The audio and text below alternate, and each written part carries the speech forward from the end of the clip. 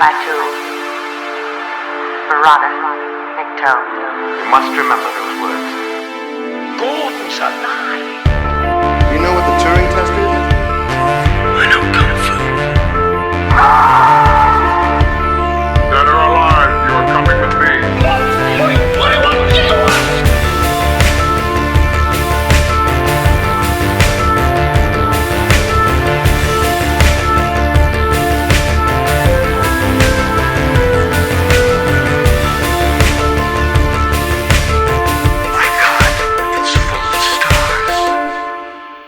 Ladies and gentlemen, welcome back to Stories Out of Time and Space.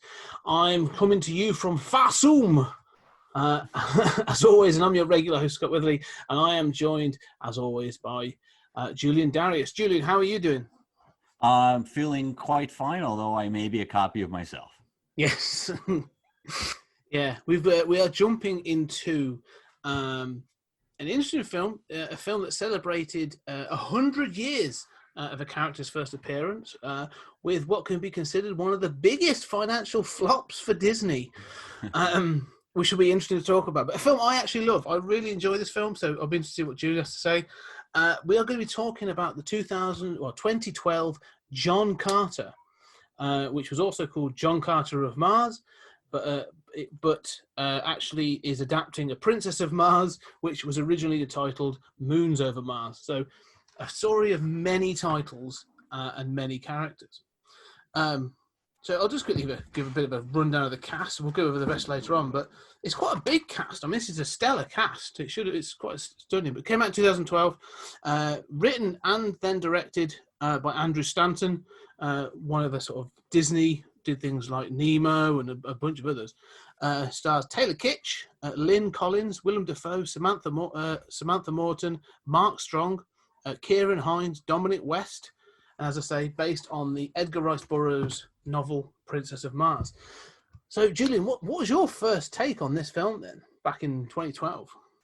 I did not see this in theaters. Mm-hmm. I saw it when it came on HBO, and I don't think I saw the whole thing. I had sort of heard what a disaster it had been. And I think that my take on it was... I wasn't especially taken with it. I didn't think it was terrible, but what I saw, I wasn't especially taken with it. I like it more now going through the whole thing. But I mostly understood it in the context of sort of Disney corporate maneuvering.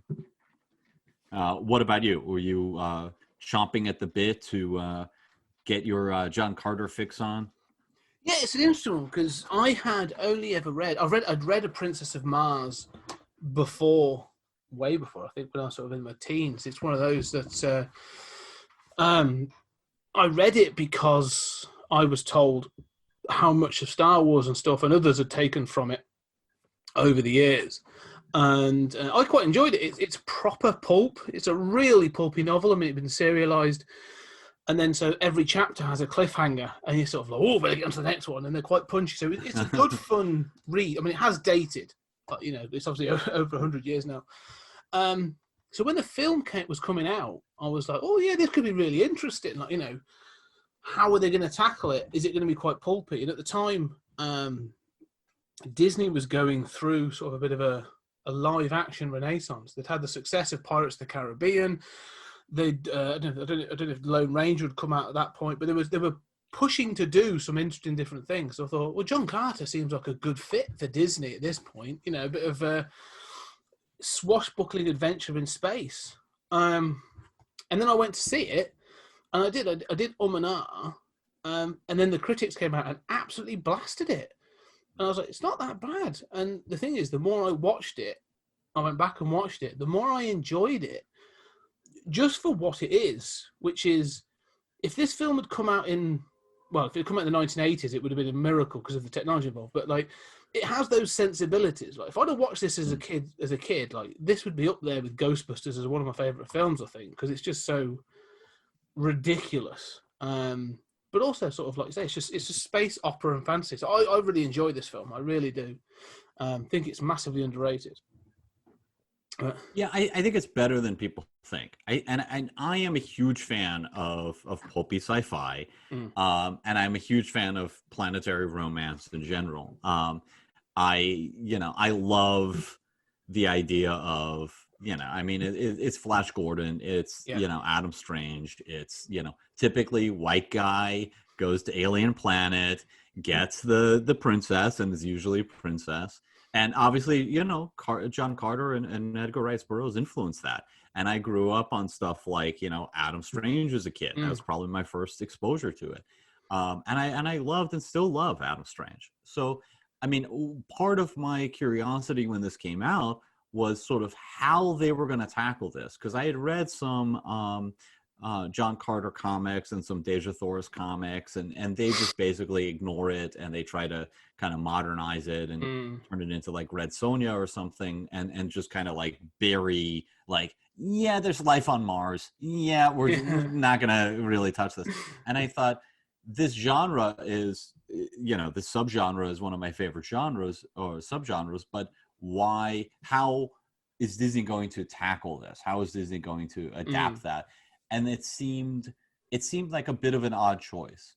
And I think that at the time, what I was hearing from, my friends in Hollywood was that Disney was desperate to start a boys franchise. That they had, the princesses, and they really wanted something that could compete with Marvel and Star Wars, right? And what they did was John Carter, and then they did Tron Legacy.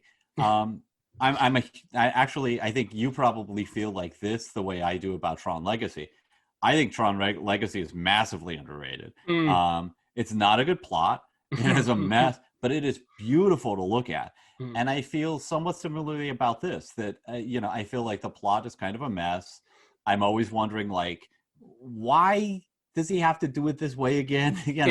But it's good fun. And so much of the design work is just amazing. And I just can watch it just for the designs by itself.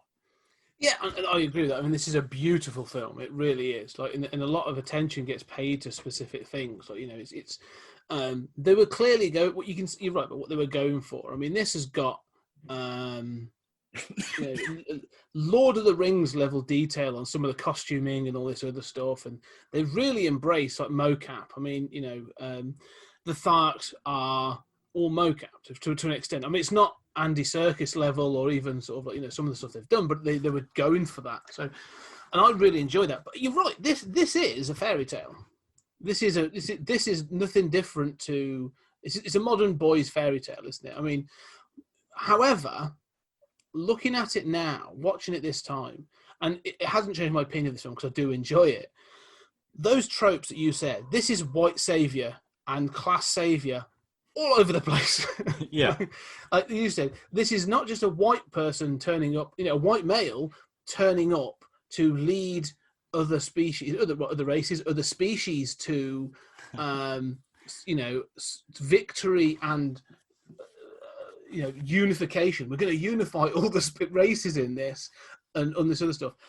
It's also all that sort of like class warfare as well that I see all over this. Like, this is a humble man who comes from, he was a Confederate soldier. He was a cavalryman. He's now just looking to have live a quiet, lonely life. Obviously he has a tragic backstory, which we'll get to, which is part of the course.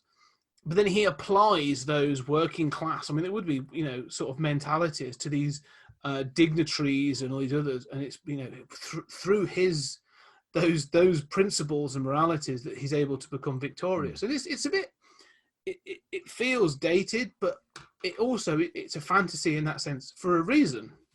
It's still timeless in that case. Maybe the white savior thing should have been addressed a little bit more, but again, it's 2012, not 2022. Yeah, and I also think that, I mean, it depends how you judge a film, right? I can nitpick this film to death, but watching it, the person I was watching it with was nitpicking more than I was, and I was like, yeah, look, they're breathing the air on Mars, okay?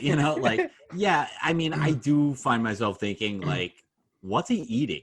He's literally had like 2 sips of water, you know, like they get to that water and I'm like, how did you make it across the desert? But okay, so, you know, sometimes those things come up, but then there's other things like, come on, how do they have this technology while other guys have swords or whatever? And, like, okay, look, they're breathing the air. What do you want? And so I think that we judge movies very differently. I think that the Marvel movies get a pass. Star Wars gets a pass. I mean, look, Star Wars and Star Trek are both about the chosen one, basically. I mean, how much of all of Federation history happened to either Kirk or Picard? There are no other captains. Yeah, and they're able to do it. That it's only Picard can save Earth, man. The rest of Starfleet, they're good gents, but they really can't pull it out. So look, I mean, these things are. But if you made a new version of that, people would say, like that kind of gets grandfathered in. And I think the Marvel movies, I mean, the DC movies too. I mean, they kind of get graded on a curve, and this movie got pounded critically for things that are not unique to it at all. No. And there are things that it is doing really well that those other movies are not. No, it's true. I mean, what's funny is, what year did Avatar come out? I have to check, because I went back and I read some of the reviews of this when it came out, and for example, like the guy from The Guardian gave it like 1 star and absolutely lambasts it for a whole number of things.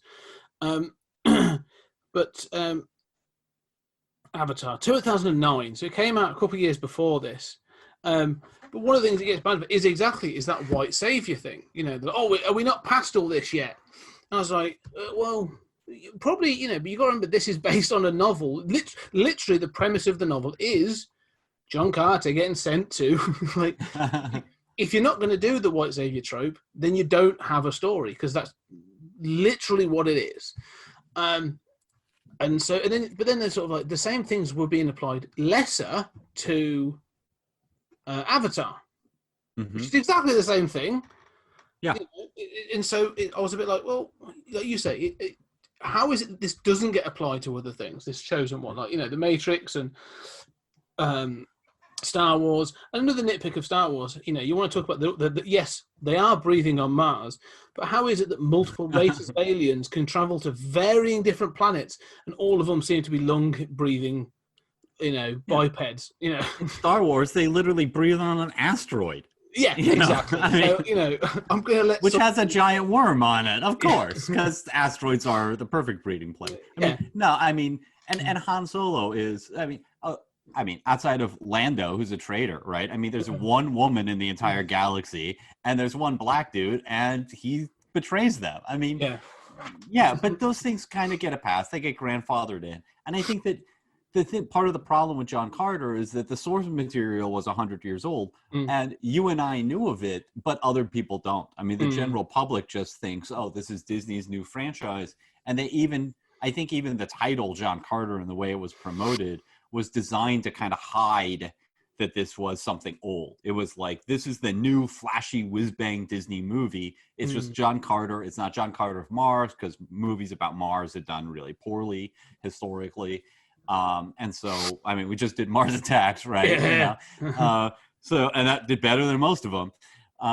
So Disney didn't want that curse and didn't want people to think, this is something old. And I think that helped people sort of not grandfathered in or not give it the, like you said, if you're going to adapt the source material, well, half these people didn't know that there was any source material. And there is that, and that's true. And they do modernize things. I mean, they have adapted a lot of this, and if they were, because it's not a true pure adaptation. I mean, Deja Thoris is very different in this to how she is in the source material, and rightfully so. I mean, she's actually a much more interesting character in this than she is in the source material. Like, if you want to continue with that fairy tale premise, like she's much closer to the damsel in distress in that source material than she is in this. and so that's addressed in much more interesting ways. But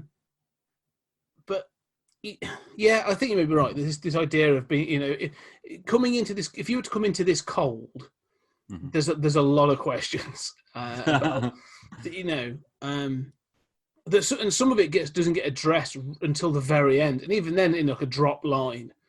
When they talk about like how he's been transported to Mars, and it's like, oh, no, you are a copy of. So your body is still on Earth. And if your body dies, you die here, which is, and I like that concept. But I'm like, so no one's found him in that cave, and like, what generated the new body? Why is it? See, I mean, I did not understand that, and I actually had an argument after the movie with a friend who I watched it with. So, I mean, this is written by Michael Chabon, right? And Michael Chabon, he loves. I mean, he just did Star Trek Picard, which I loved, and obviously an excellent writer, and he loves John Carter. I mean, I read interviews with him adapting this, and it was just like, yeah, I mean, he loves this. So I thought that was him. Like, obviously every Trekkie knows, that the transporter creates a double, right? Yeah. Way before the Prestige, 30 years before that, every Star Trek fan knew that. But so I thought that's what he's doing a nod to, but then it seems as if there really is a copy on Earth. That's just, the body is still on Earth, but a copy, but that doesn't make any sense. Because first of all, not only does nobody find him, his body hasn't starved to death on Earth in all of these days. And when he returns to his body, he returns to his body. He has memories. It's not like his body goes on, I mean, his memories return. So I don't know. And then there's that weird thing at the end where I was actually debating, like, was this part of the trick? Where he says to Edgar Rice Burroughs, who's in the film, and I think that works well and is interesting, where he says, if my body dies here, I'll die on Mars. But it's like, is he still on Mars? It's like, there's a copy of him on Mars hanging out? It's never addressed in the film. And so, I wanted to quickly check, and it's not really addressed in the books either.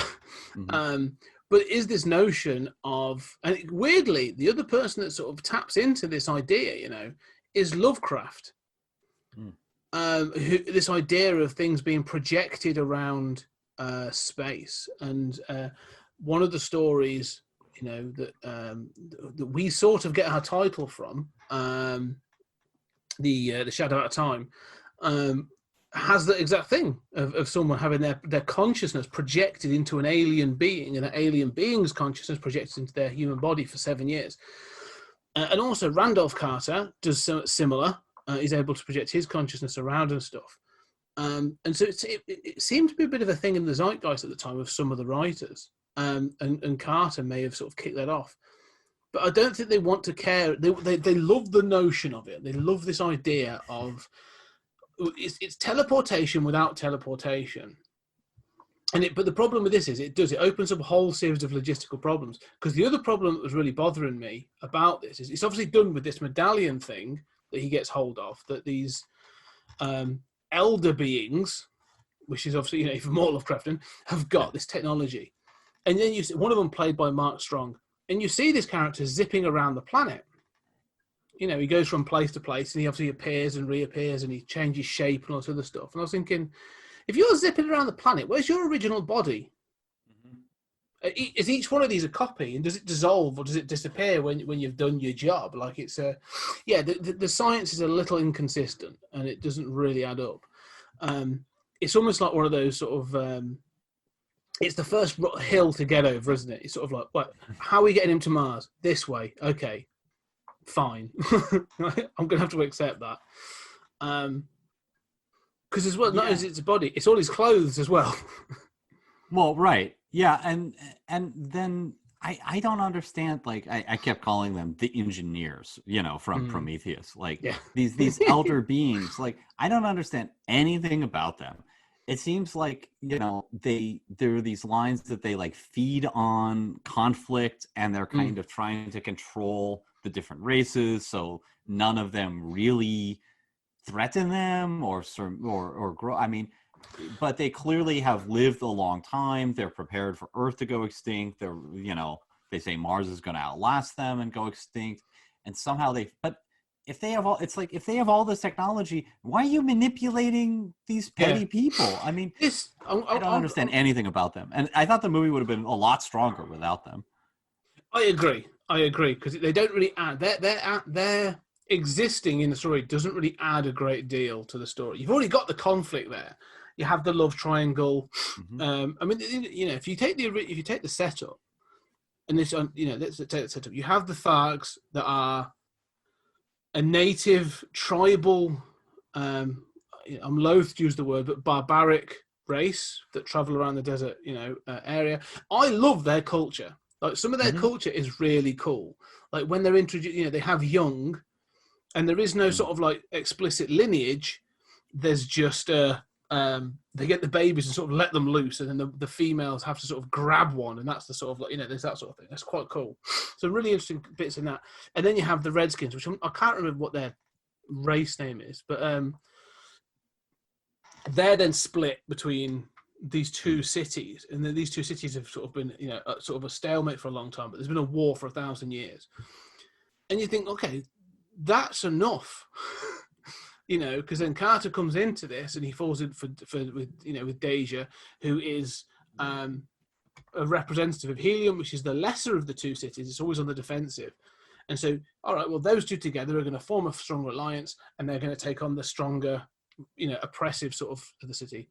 Enough. That's your white savior moment. To then bring in these, as you call them, engineers, it adds in this sort of element behind the scenes that it doesn't add anything to the story. It adds in this idea of a more ancient technology, which is what they needed in order to get John Carter to Mars. But it could have been avoided. I think it could have been avoided. If anything, and I wanted to explain that dynamic just because all I could think about, again, having watched this film this time, one of the things that sort of jumped out to me quite explicitly was this is almost the setup of a conspiracy theory. I've got these two parties, what you might want to say, Republicans, Democrats, or so-and-so and so-and-so. It could be any two parties. Well, all that is nothing because there's an Illuminati in the background that really control things, and they're the ones giving up the technology. They're the ones that really manipulate what's going on. And it just felt like that was all this was that sort of feeding into that conspiracy theory ideas of a bigger power behind everything. And I think that's almost always a mistake in fiction, right? I mean, and you see it in sci-fi a lot. I mean, you see it in other stuff too, right? Where it's like, oh, well, I mean, how many movies basically can't think of a third act? So the third act is like, guess what? The villain we've been chasing all along was actually somebody. I mean, there are like 4 Jason Bourne movies about this, okay? But yeah, I mean, and I think it's a trope that almost never works in sci-fi. And to get to your point about sort of focusing, I found that there are so many proper names that the viewer has to get over. It is a big haul for a general movie-going audience that isn't necessarily down with that as part of like, oh, I'm in a foreign culture as a plus in sci-fi, right? So it's not only the proper nouns and the alliances, it's also all of these religious rituals and the names of their gods and the names I mean, there's so much to digest here. To then have an additional fourth party out there, not even countering the Earth parties, that has its own basically unexplained backstory, it really adds to the confusion. And like you said, I mean, it really doesn't add anything. And I think it also detracts from that planetary romance that is the heart and soul of this. I mean, what you want in a John Carter movie is guy transported to Mars, gets thrown into, sort of Guardians of the Galaxy, although I'm not a fan of that movie, but just sort of thrown into Martian politics. And he's got to mitigate between the two sides. And by the end, he's united them and he's married the princess and he's achieved this, masculine white savior ideal. I mean, look, Guardians is a white savior movie. Yeah. You can do that movie and have it be fun, but every scene with these guys just manipulating McNulty from The Wire, just really kind of drags, and you want to get back to the action.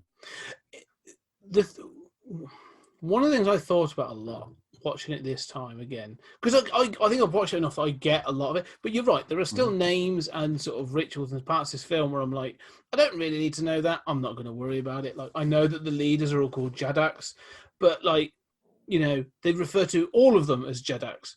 But surely if you're different tribes and different races, you'd have slightly different titles and names. Yeah. So that's always bothered me. But so I get that's the sort of a lot going on. But I honestly think Andrew Stanton, when he was doing this, had watched. I think he'd been promised more. I think Disney were like, right, you're going to have at least 4 films.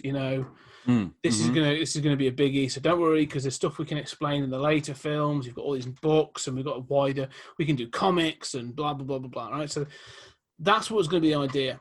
And I think he was looking at things like Star Wars and saying, well, if people can understand, the relevance of some of the stuff going on there within the Jedi religion, then I'm pretty sure they can pick this up. I also think he was looking at Lord of the Rings. I think he was looking at, in particular, Peter Jackson's Lord of the Rings, the film trilogy. And I think he was thinking, if people can accept in a first film hobbits and wizards and balrogs and ring wraiths and all this other stuff, then they're going to get this. Not realizing, I think, that Tolkien has a much bigger fan base built in, but also is easier to accept because Hobbiton is just a village down the road from me. Yeah. Everyone was like, oh, it's just little short English people, sort of. That's and you said going to Mars, it feels like a completely different, and this is going to sound awful, but to give them everything from a different skin color to, completely different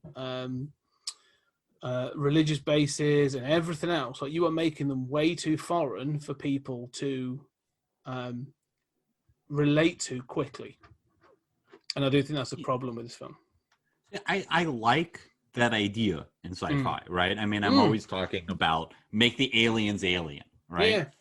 Yeah. So I like that they have a different culture.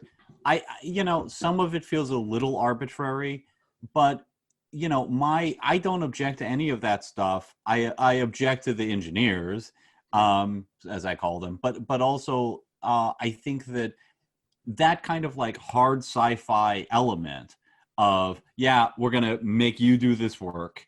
This is an alien culture. It's not going to necessarily make sense to you, is incongruous with the sort of like planetary romance swashbuckling, right?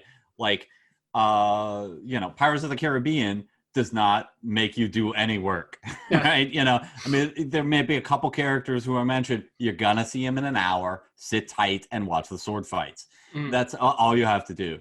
And I think that for a movie that was kind of sold that way, there might be this kind of incongruity. No, and that's sort of my point. I think is I totally agree with that. Is again, like you and I think we've got no problem with that. We can be thrown into a sci-fi film, and you'll go with it, and you'll go, okay, this is probably going to be answered at some point, or I've got to form my own opinion about it, and I'm quite comfortable doing that. But if you're going to sell this to a bunch of 12-year-olds or younger, then you can't do that. You need to, and it sounds awful, but you need to take this down to the base elements. And the base element of this film is John Carter going around kicking the crap out of things. Like, that's what it is. That's the adventure. He's your Jack Sparrow. And funnily enough, I think that's the case. I think I enjoy this film most when I'm following John Carter. I think that's fair. Speaking of sort of like there's that moment where he starts to understand the Tharks languages, the Tharks. Are you aware why that is?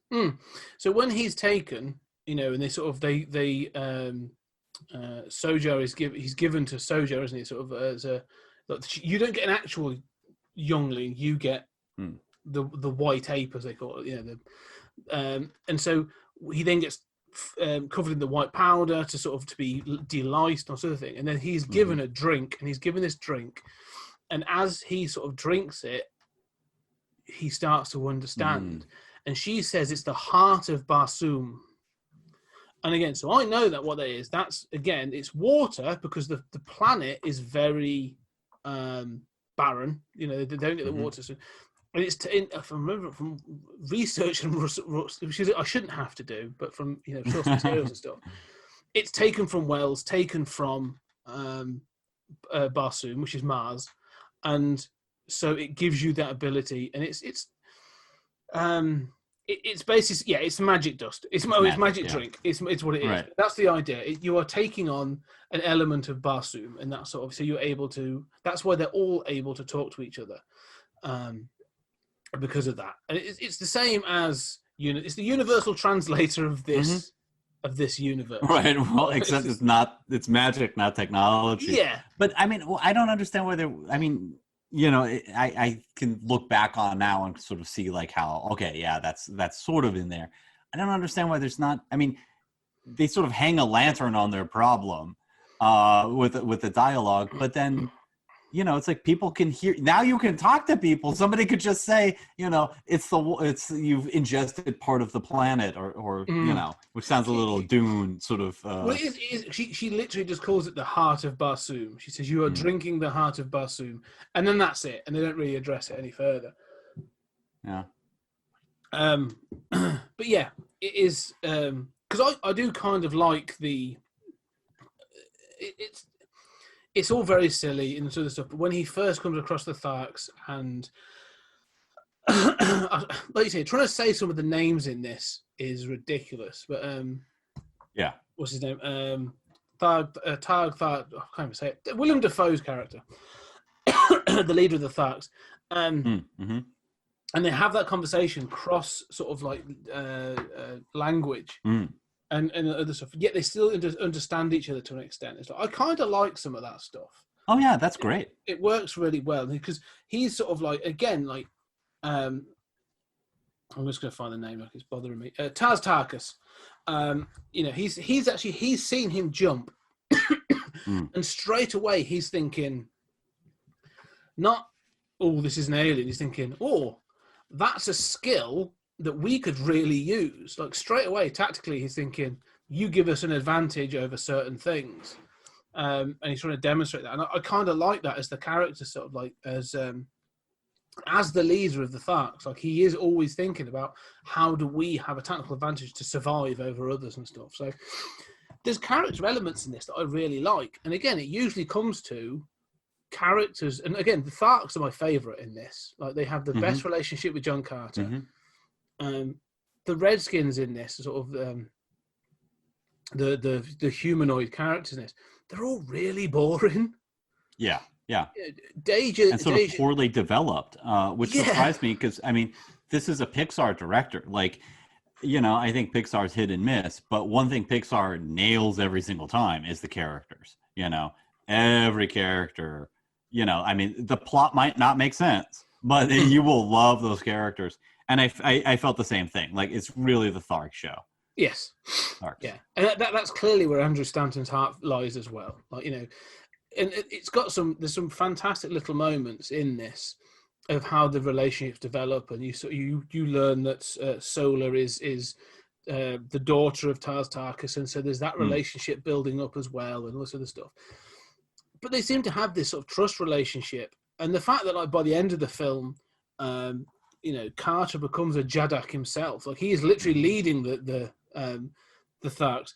But when he does, it goes a bit pear-shaped. I kind of like the fact that he's not infallible. Like he goes to the wrong place.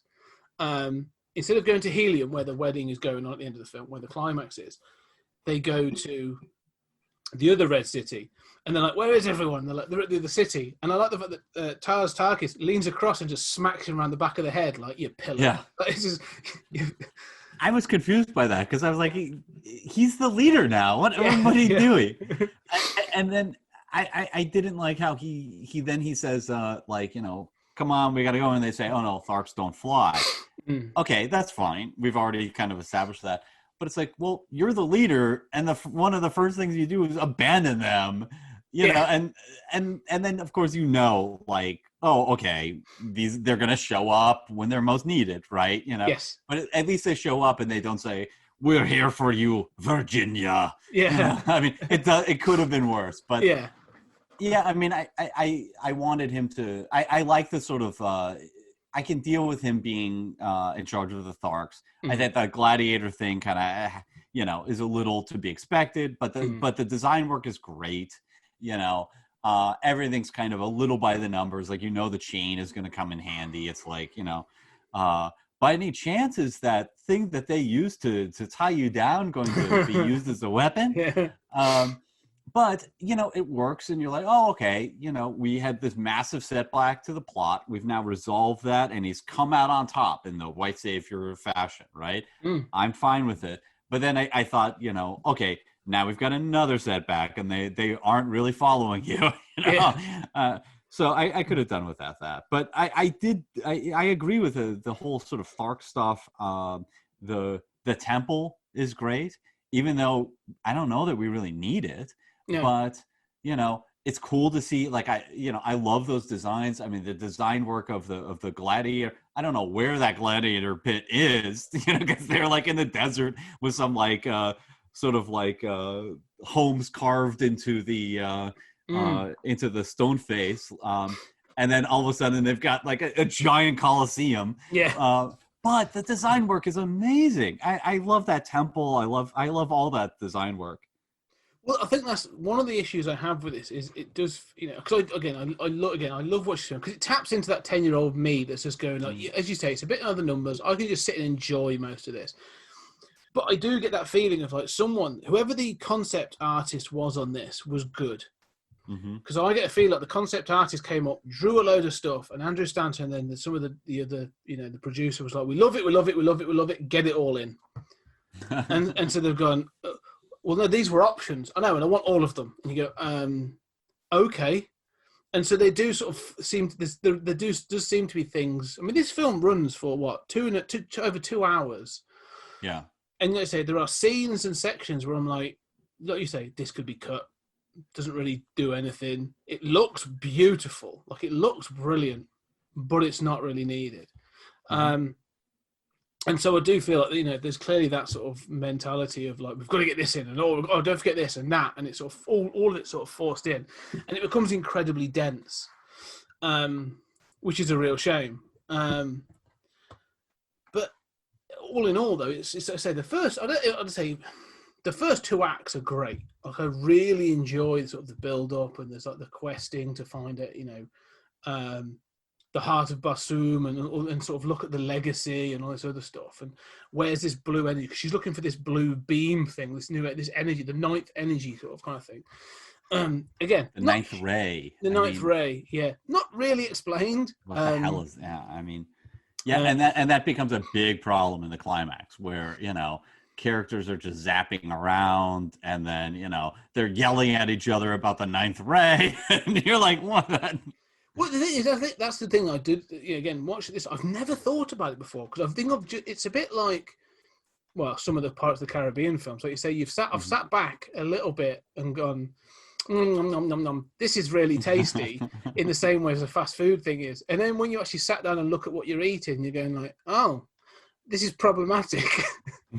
That's a bit like this. It's like I could sit and just enjoy this like every time, and then like I say the finale comes, and I'm a bit like, oof. I'm just going to enjoy the fighting. Like, it's cool that the Tharks turn up. I like the way it's all staged. I like the way it looks. There's some good bits in it. One of the people I really love that's in it that I didn't mention is James Purefoy.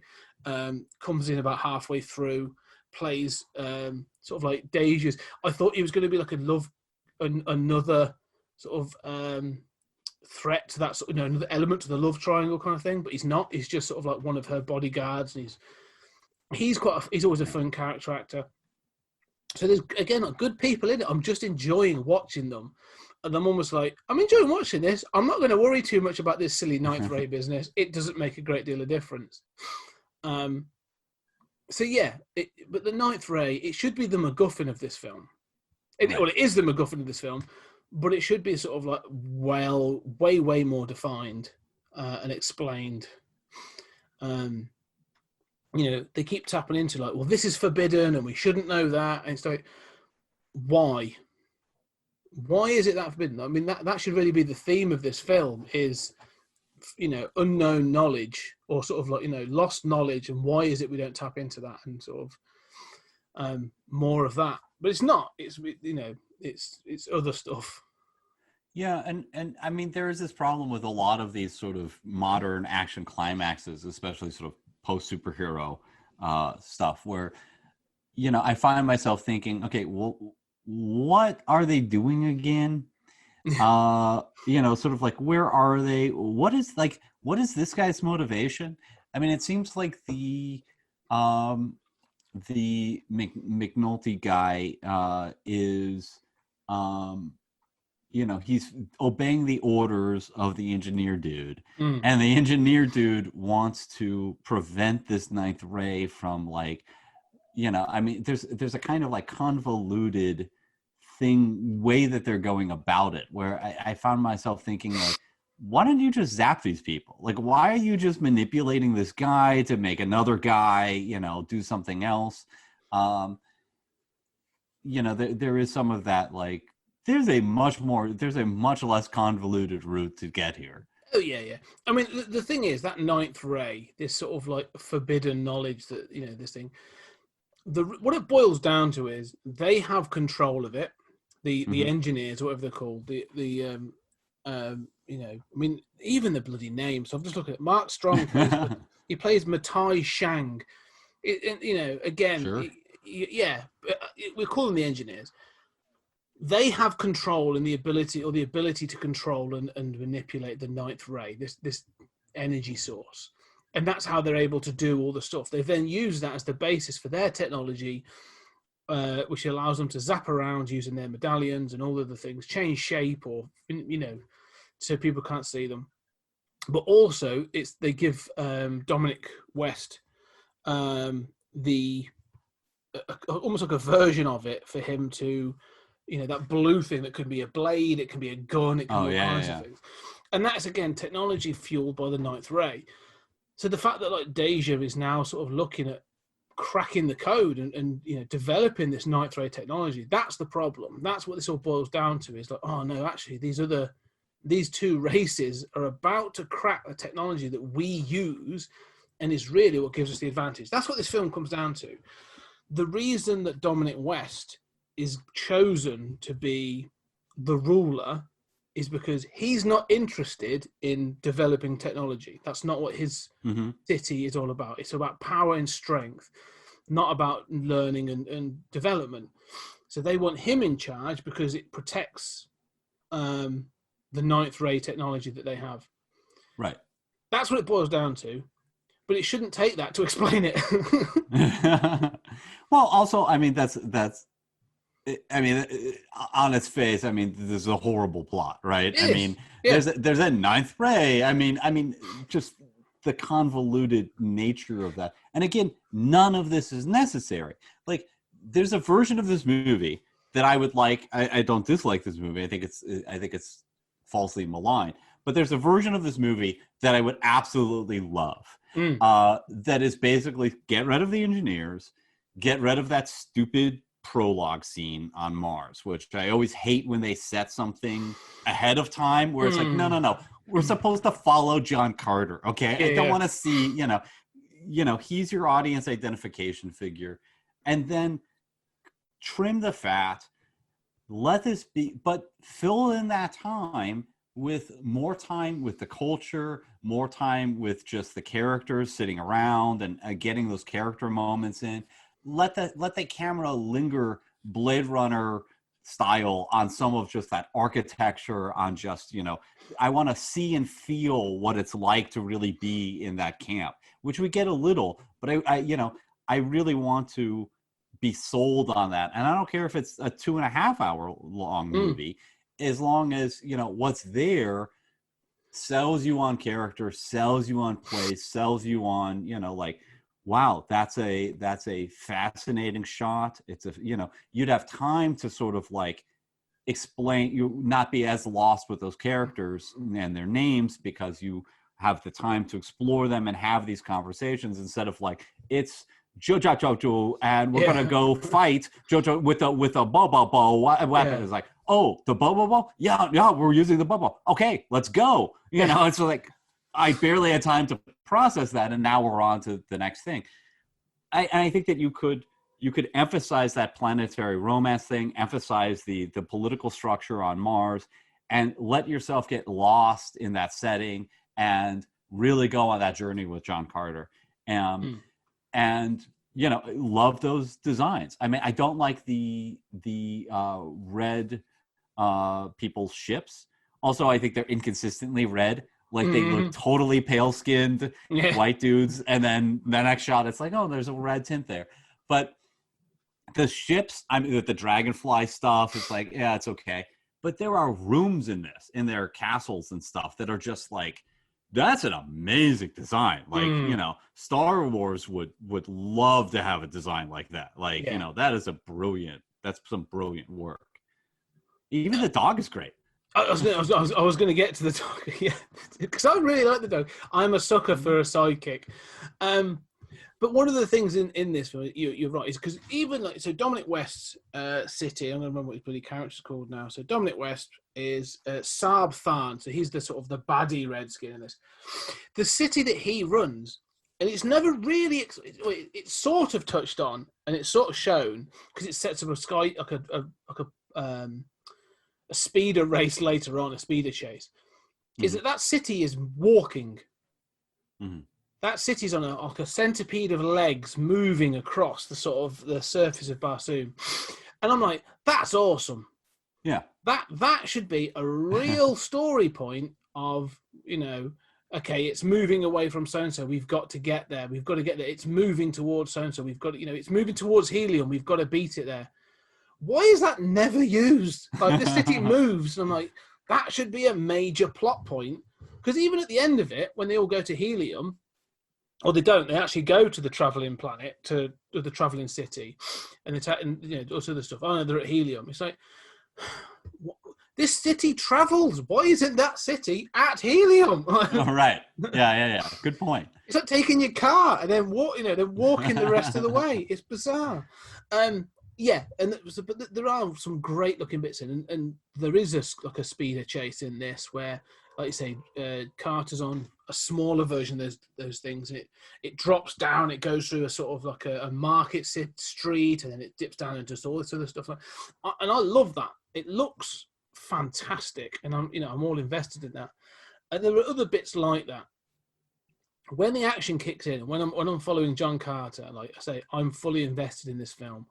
I actually, the White Apes, when he's fighting with Taz Tarkus in the arena later on, is good fun. It's all predictable, but there are moments in this sort of like, because Carter has an arc about acceptance, about sort of letting things go, giving life a chance. That's supposed to be his arc in this, isn't it? Like, you find out that he's a broken man at the start of the film, like, and again, you get flashbacks, which, again, like, this film's a 12 in over here, but it's a Disney film, yet it shows like two burnt corpses, like, briefly, but still, I'm like, wow. So he's lost his wife and daughter, and so he wears the wedding rings on his fingers, and he's like, it's about him moving on from that and dealing with his grief and acceptance. And that's great.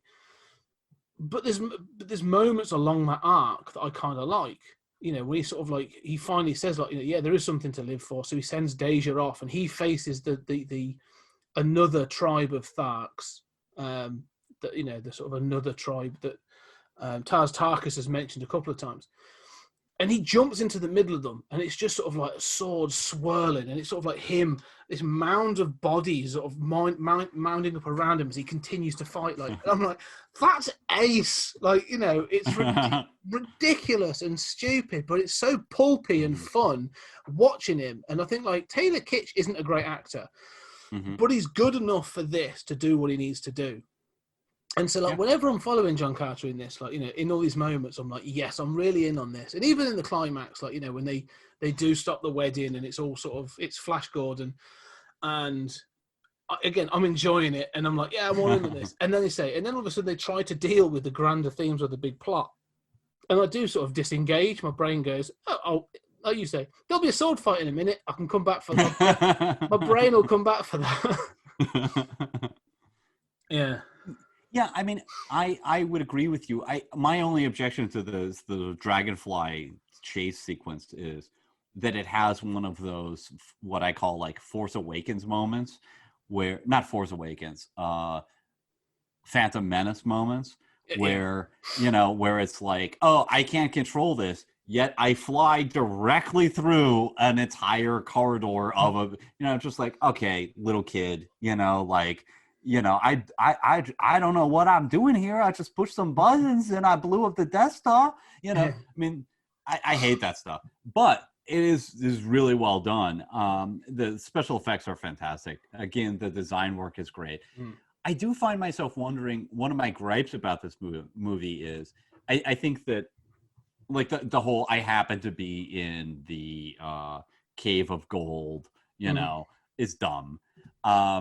And then, but you get to Mars and, things pick up. I love the Thar, like I love that. I love the sense of just exploring this alien environment where just like nothing makes sense. I'm just thrown into it. That's so central to the planetary romance thing. But, I have to say, I don't get the sort of like lack of gravity, super strength that he has.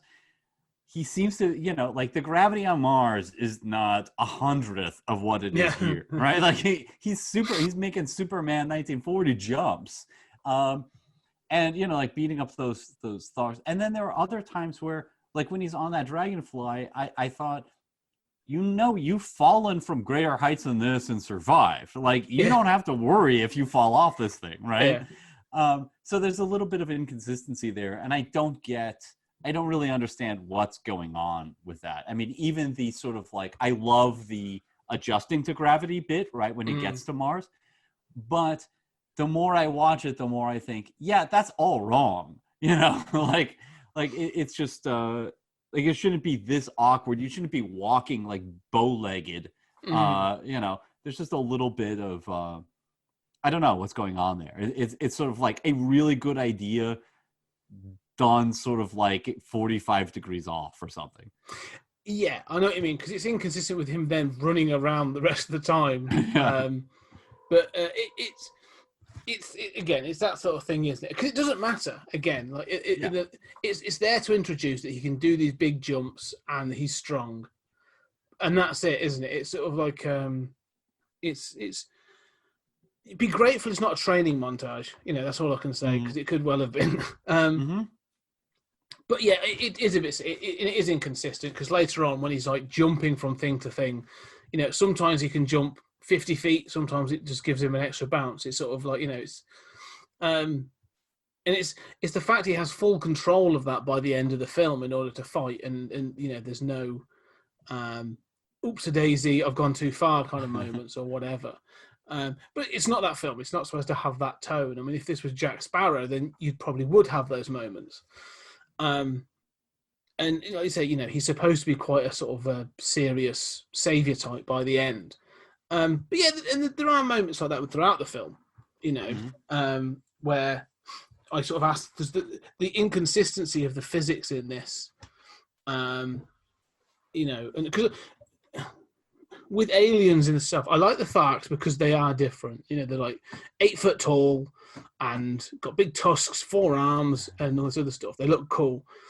But at no point does he sort of go, those bipeds, you're incredibly human looking. Yeah. Yeah. There's an entire race of humanoid looking people on Mars. That's really bizarre. It never phases him. He's never like. It's true. Because there's a scene where he's talking with Deja, and she's saying like, here's the planet names that we have given the solar system, which is And kind he's of also- great, by the way. I mean, that's kind of a great scene. I mean, I can nitpick some things here and there, but I love the fact that it's not like like Mercury, Venus, Earth. It's like they've got different. We are Farsum, like Earth is Farsum. I like the fact that they've a different name and a different sort of perspective on the thing. But this is a cavalry officer and a Confederate soldier in 18 whatever this is supposed to be, sort of 1870s, 1880s, probably the 1870s, let's say by the dates now. But he knows the planets. yeah, I did wonder this. Yeah. I was like, so he knows Mercury, Venus. He can figure out Mars. Like his education level seems slightly higher than I would expect for, a person in his position. Yeah, I don't know. I mean, I can buy that he would know the planets, but I can buy that. I mean, that's general audience enough. I mean, I know that, at least a few decades later in America, everybody basically knew that stuff. At that time, I don't really know, but I mean, he only needs to get 4 right. I mean, I was more bothered by by Deja, like they trigger this sort of floor holographic, floor energy stuff. And you're made to understand that this is some sort of like Kryptonian-esque sort of technology that like Krypton uses crystals.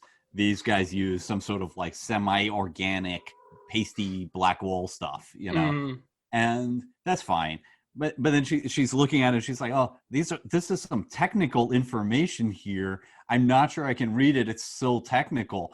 And it says like, we make a copy and send them to this other planet. It's like, but that scene with the planets and stuff, and with those graphics and stuff, I thought was really good. And one of the things that I really love about it is it gives that sort of, it's accomplishing 2 things, right? Like it's letting him know that where he is and sort of establishing some of the ninth ray nonsense.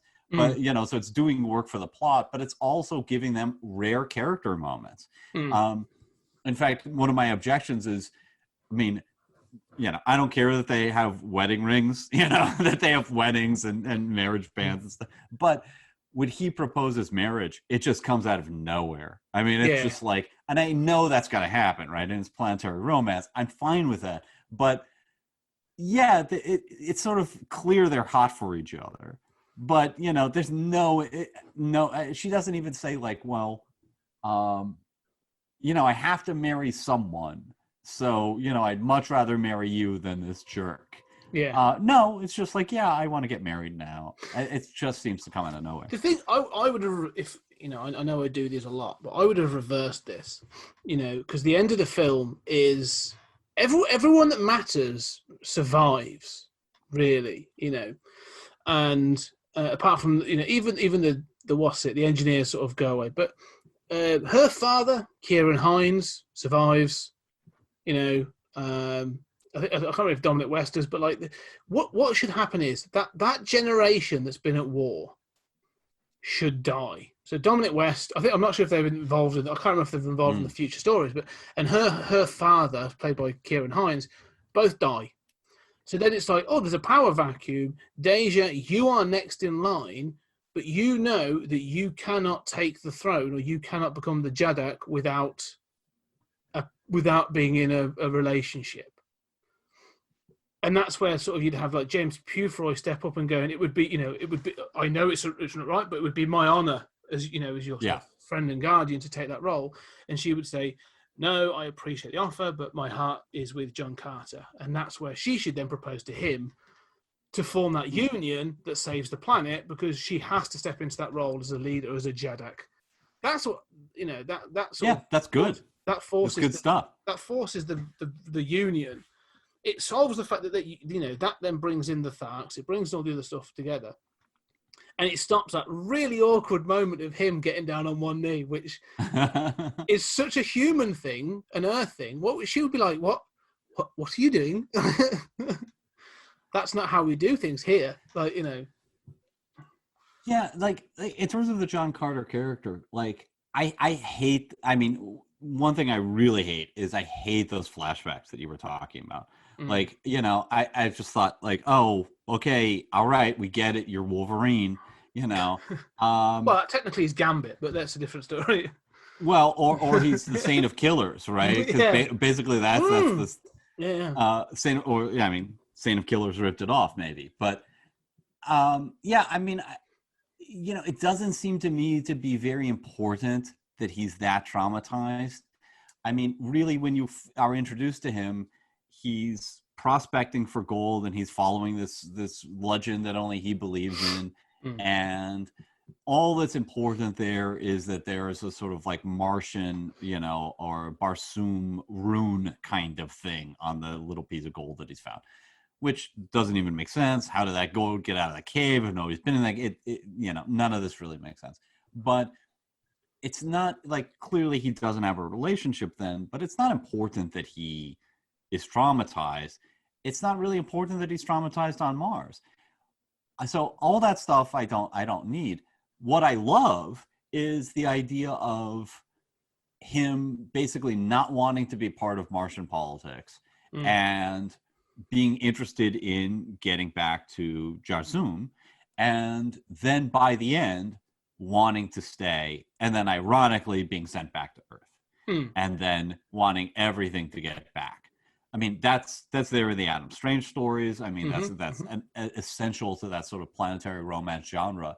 And I love the sort of, I mean, this movie works so well when it is a fish out of water story with him on Mars, and then adapting to, I'm basically king. I got this beautiful, princess.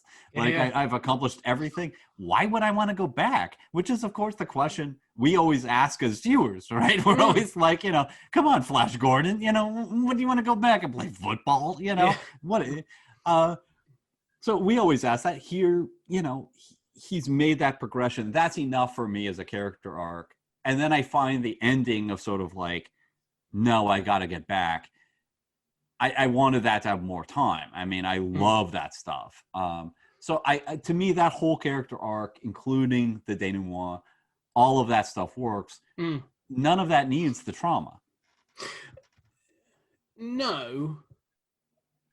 You're right, and you could have that. I mean, if you wanted this to be just a pure pulpy adventure, which is what it should be, if you're going to look at, and again, like you say, you mentioned sort of Guardians of the Galaxy, that sort of thing. If you want him to be Peter Quill, maybe not as Chris Pratt, element of Peter Quill, but like that sort of character, you want to have that confidence and charm. You could do that.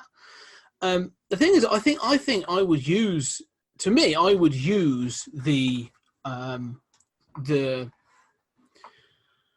trauma more. I would lean into it. Because this story is basically, if you want to do that class thing, there's nothing stopping you from updating this story. And by that, I don't mean transport it to 2012. I mean, like, play it in the decade it's been set in, do all that kind of stuff, but transport the themes. If you want to have that, acknowledge that this guy was a Confederate soldier. He was part of an army. He's been through some shit. He was part of the army that lost. And then he's acknowledged that he joined the cavalry, which is a post sort of war sort of thing, and then left again because of the death of his wife and daughter. So this guy's got some real trauma. He has done some, and I'm accepting that this guy's done some really crappy things. Like, whenever there's a war, we know what's happened in the First World War, but the American Civil War, anything to do with, any sort of like Victorian era war was messy. The weapons were messy. The war was in many times close quarters. It was, people didn't die quick from a rifle bullet in those areas, right? And if he's been hunting down Indians and stuff as a cavalry, like, which that doesn't rest well. And obviously that's the thing. And then he's lost. Like, I'd be leaning into that and thinking, how could I play that in modern days? Right, this guy to me is a guy who's done his tours in Afghanistan and he's come back and his family has been destroyed. And now he's either been given a second chance to address the war crimes, acts of war that he has committed in the past, to redeem himself. Like, instead of hunting the indigenous population, Mm-hmm. he's now going to join them. And that's sort of the point. That's clearly the point of the facts. Like, all right, have it that he is redeeming himself for having killed, a bunch of Native Americans. He's done this to the indigenous people. All right, well, now he's going to join forces with the indigenous people of Mars. All right, great. Now, how's he going to deal with the civil war between two people over some ancient thing? All right, well, he's not going to take sides anymore. He doesn't want to be involved, but he loves a woman that is. Okay, well, it's the flip. It's the flip of the coin now, because before it was a woman that was in love with him that was involved. So, like, now he understands this woman's commitment and her passion to her cause and all this other stuff. Like, I'd be leaning into it massively. It's not the film that Disney wanted to make, clearly, but that's what I'd be doing. I'd be thinking, okay, this is a guy who's suffering this trauma, who's seen his country torn apart. And forget again. I'm not even going to forget the engineers, because that stuff is balls. But that's what I'd be doing. Is John Carter is using this scenario. So by the end of it, him becoming the white savior is simply him saying, like, this. It's like there's the resolution needs to lead into, like, this makes no sense. I don't want it to be hippie, happy of, like, we're all same people, we're all one, we all bleed kind of stuff. I don't do that. But there has to be a resolution that they defeat a baddie. There has to be a defeating of a villain. Mm-hmm. But in doing so, they have to have that. He has to have that resolution. He has to come to terms with the acts that he has committed in the past. That's what I would say John Carter needs to be, at least in the first instance. And I think, that's when you can get on with the grand adventure after that. But yeah, that's what I'd go with it. I'm thinking it's like a HBO Max series more than anything. Well, I like what you're saying. I would say in terms of his trauma has two prongs to it, right? One is sort of the war, and one is the dead family. For me, the dead family does nothing. I don't need that. I did think, including when Disney announced this, that I admired them for keeping the setting and not trying to update it to 2012. That I thought that's clearly the right choice. And I don't know that paid off. I mean, this movie might have done better had they just said, I'm a 2012, teenager, sent to Barzoom. It might have, but yeah, I mean, I'm fine with all the trauma. I like the idea that he is a product of his time. I like everything that you're saying. It's not even clear to me that he is. Do they even make it clear that he's a Confederate? I mean, I know that not in the film. Yeah. Oh, no, they sort of there's a dropped line that Bryan Cranston says at the start. Oh, yeah. That says he was a hero of the Confederate Army, and he had a Confederate. He was awarded a Confederate Cross or something like a medal, and it's literally a drop line, and that's it. There's a much bigger deal of it made in the book, right? And almost uncomfortably so, I would say. Yeah, that stuff does not date super well. No. But I mean, I love the idea of. I mean, to me, what my version of, I don't disagree with anything you're saying, except to say that there's nothing about the family dying that's important there. And my version of what you're saying is that what I admired about that choice of Disney is that this is not a story about somebody in the present day. This is a story about somebody in this particular time and place. Who is not, I mean, if you're willing to do all this work to make Martian culture not like us, why are they not willing to do the work to make John Carter not like us? And maybe that was just a step too far for them. It was like, look, we're asking enough of the audience to get them to sympathize with this like old-timey Confederate who's like, you mean to say that, a woman speaking? Maybe that wouldn't go over so well. But I do think there's leaning into sort of the late 1800s post-Civil War setting is key. and I don't. For most of his time on Mars, there's nothing outside of those flashbacks really that he couldn't just be from any time and place. No, I agree with that, and I think that's sort of part of. Yeah, I know what you're saying. Again, with the family thing, because I agree. I love the fact that they stuck with that, and I think that decision was supported because of the success of Pirates of the Caribbean. We've done a period piece. It's been a success. Clearly, that's why they chose the Lone Ranger as well, which has got its own problem. Again, a film I really enjoy, but is loaded with problems. But I think, if you wanted to do that, I do think there's a story to tell about, because the start of the film is literally about how broken he is. Yeah, that's literally the first 10 minutes of this film is them saying. I mean, obviously there's the preamble and also all the other crap that, like you say, doesn't really need to take place. But the bit of him being sort of like the beardy sort of prospector and all that other stuff, is clearly about him being the loner in the wilderness. It's like they're trying to show how broken and stuff he is, but he's never actually that broken. Right. He just sort of gets up and carries on.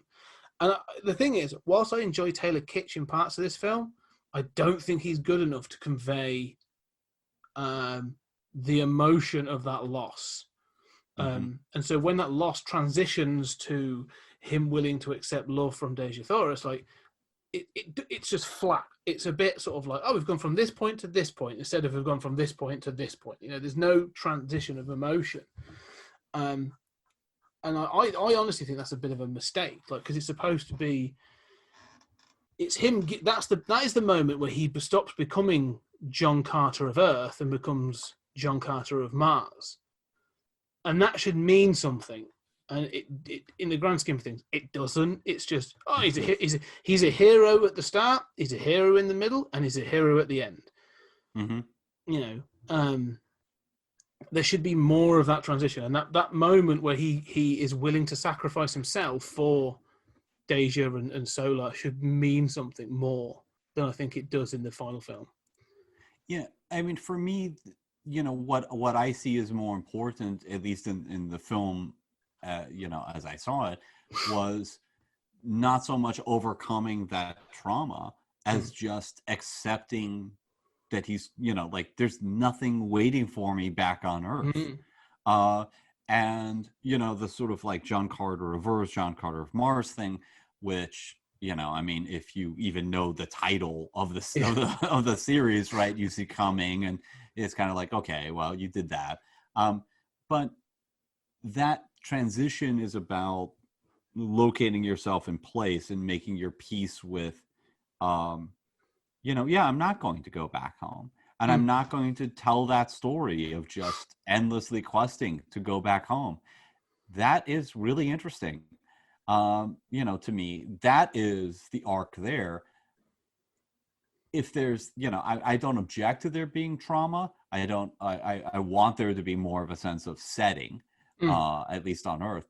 But that, it seems to me, is the heart of that transition, at least in the movie as presented, right? I don't know what he's overcoming in any of these decisions. It seems more like, I don't want to get involved, and I am involved, and then, no, this is my home. And I think that is a pretty cool transition. Yeah, I see what you're saying, and I accept that. Like I say, there's this thing of I have a future here that I don't have at home. I suppose is one way, and that is what the film is presenting. This sort of thing of here is something in front of me that I'm not going to get at home. But there's also that part of he could have that at home because he's just got to open himself up to it. But it's true, it's there in front of him, with Dejah and everything else. So yeah, I see what you're saying. I don't know. I just feel like there's more. They could have made the character just that bit more complex, a bit more interesting. You would have had to have a better actor to do it, I think. But I agree with that. That's not to Taylor Kitsch is still fine. It's a bit like the ending, to go to that sort of point of the reason he goes back to Earth is I actually really like the sort of the bookended story. Mm-hmm. I kind of like the bookends of this film, that sort of Edgar Rice Burroughs as a character, because I can't remember if that's how it's presented in the stories. I can't remember if he's supposed to say like this is what happened. But I like that idea that this whole thing is a ruse, and at the end of the film, it's sort of he wanted it to trick one of the engineers into revealing himself, so that he could then take that medallion to then return, and he set up his own death so that he could then have that protected mausoleum, and I like all that stuff because it works, and it works well, and it's sort of like, if anything, again, weirdly that taps into my love of Lovecraft, this idea of family lineage and family stuff going on, that you're like, no, my family is weird, like rats in the walls and that sort of thing.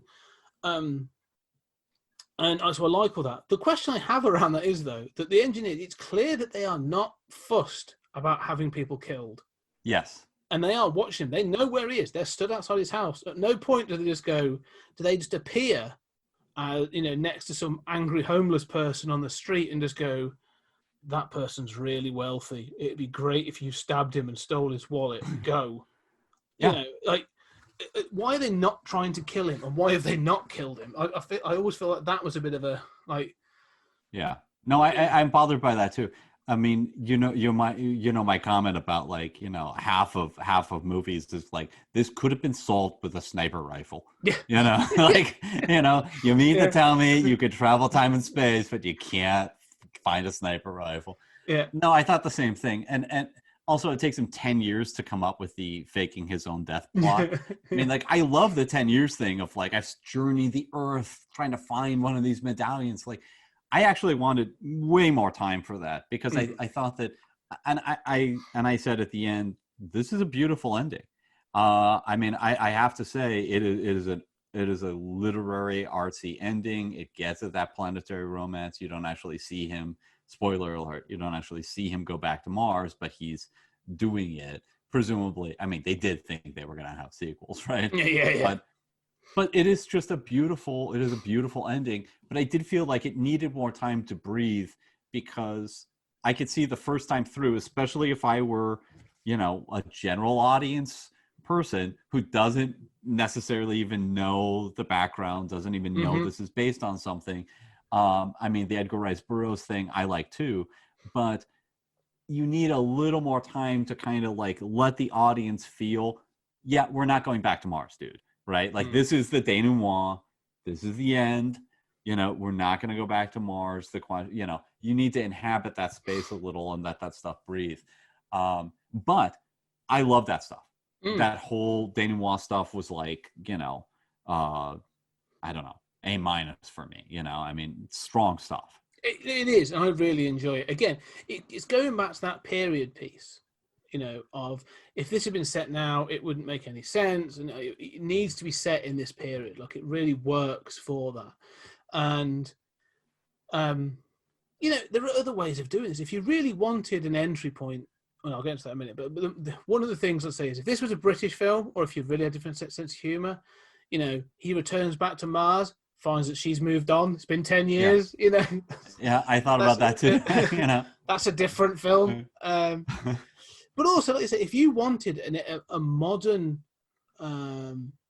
entry point to this, like, I like that the trick, you said the denouement, the sort of that epilogue where he finally finds his way home, and I love the fact he says that, and Edgar says, like, Ed says, so what happens now? He says, well, now I go home.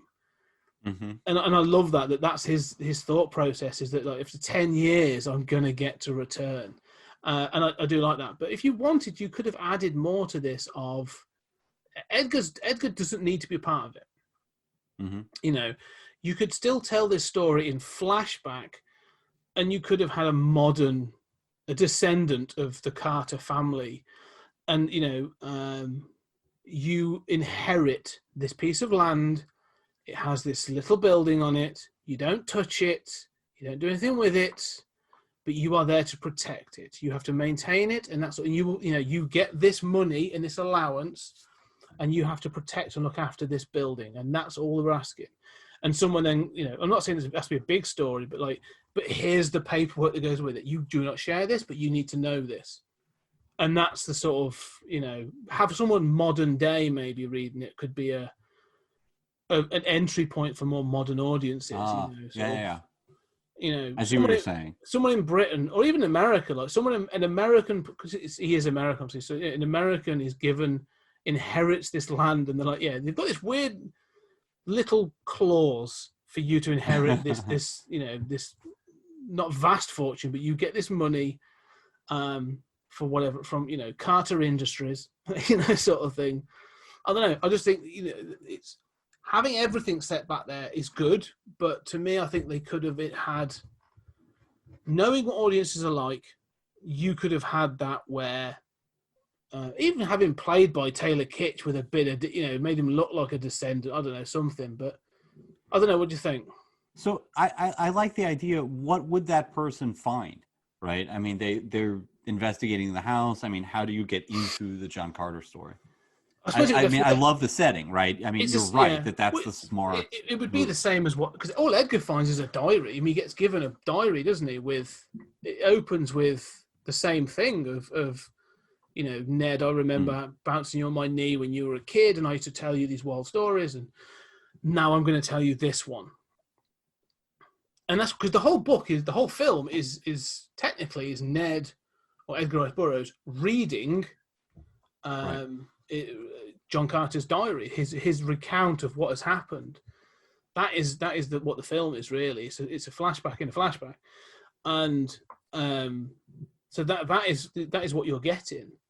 And there's no reason that you couldn't say that, I'm thinking someone gets brought in, they've read a will or they've read something, you've inherited this money, and then they get led to a room and there's a desk, and on the desk is a really old book, and they're saying you haven't got to believe this, but this is how it works. You want this money, this is what you're gonna do, and you've got to read this cover to cover before you leave. Yeah. And then the ending is them stood. It's that thing of they're always looking. These engineers. If you want to keep the engineers in, because I suppose it acts as a gateway to getting back to Mars. They're always looking. They're always on the lookout, and you end the film with your modern entry point character looking around and seeing Mark Strong's character stood on a corner. Okay. I don't know. I probably need more time to think it out, but yeah. I think but I mean, the problem is if we keep John Carter, in the time in the 1800s, then he's dead, right? I mean, well, is he? You don't know that. It's what's Martian technology? Well, he's he's the old guard. He's the ancient king, with a long beard on the Martian throne. They're the next generation. Like King Conan or something like that. I mean, you don't know what's a Martian year. What is the Martian solar cycle? It's almost twice ours. It's 1.8 something. Yeah. But no, I mean, there is I don't know that this is your idea is a better version of this movie, but there is an updating of this of John Carter that is totally possible, which is it's like James Bond Jr., right? I mean, yes. John Carter's successor who inherits the house and reads the diary, whatever, and finds, eventually comes across, proof, right? And then finds some transporter and is like, oh yeah, John Carter's still alive. He's just like the really old king, and Deja Thoris is, the old queen, and they're just they don't really, maybe they don't have kids, or they have a kid, but he's a bad guy now, and his descendant, the next generation. I mean, I love what you said about making this a generational story. It's John Carter in the next generation, as his kid, and that's how you said it in 2012 or 2020.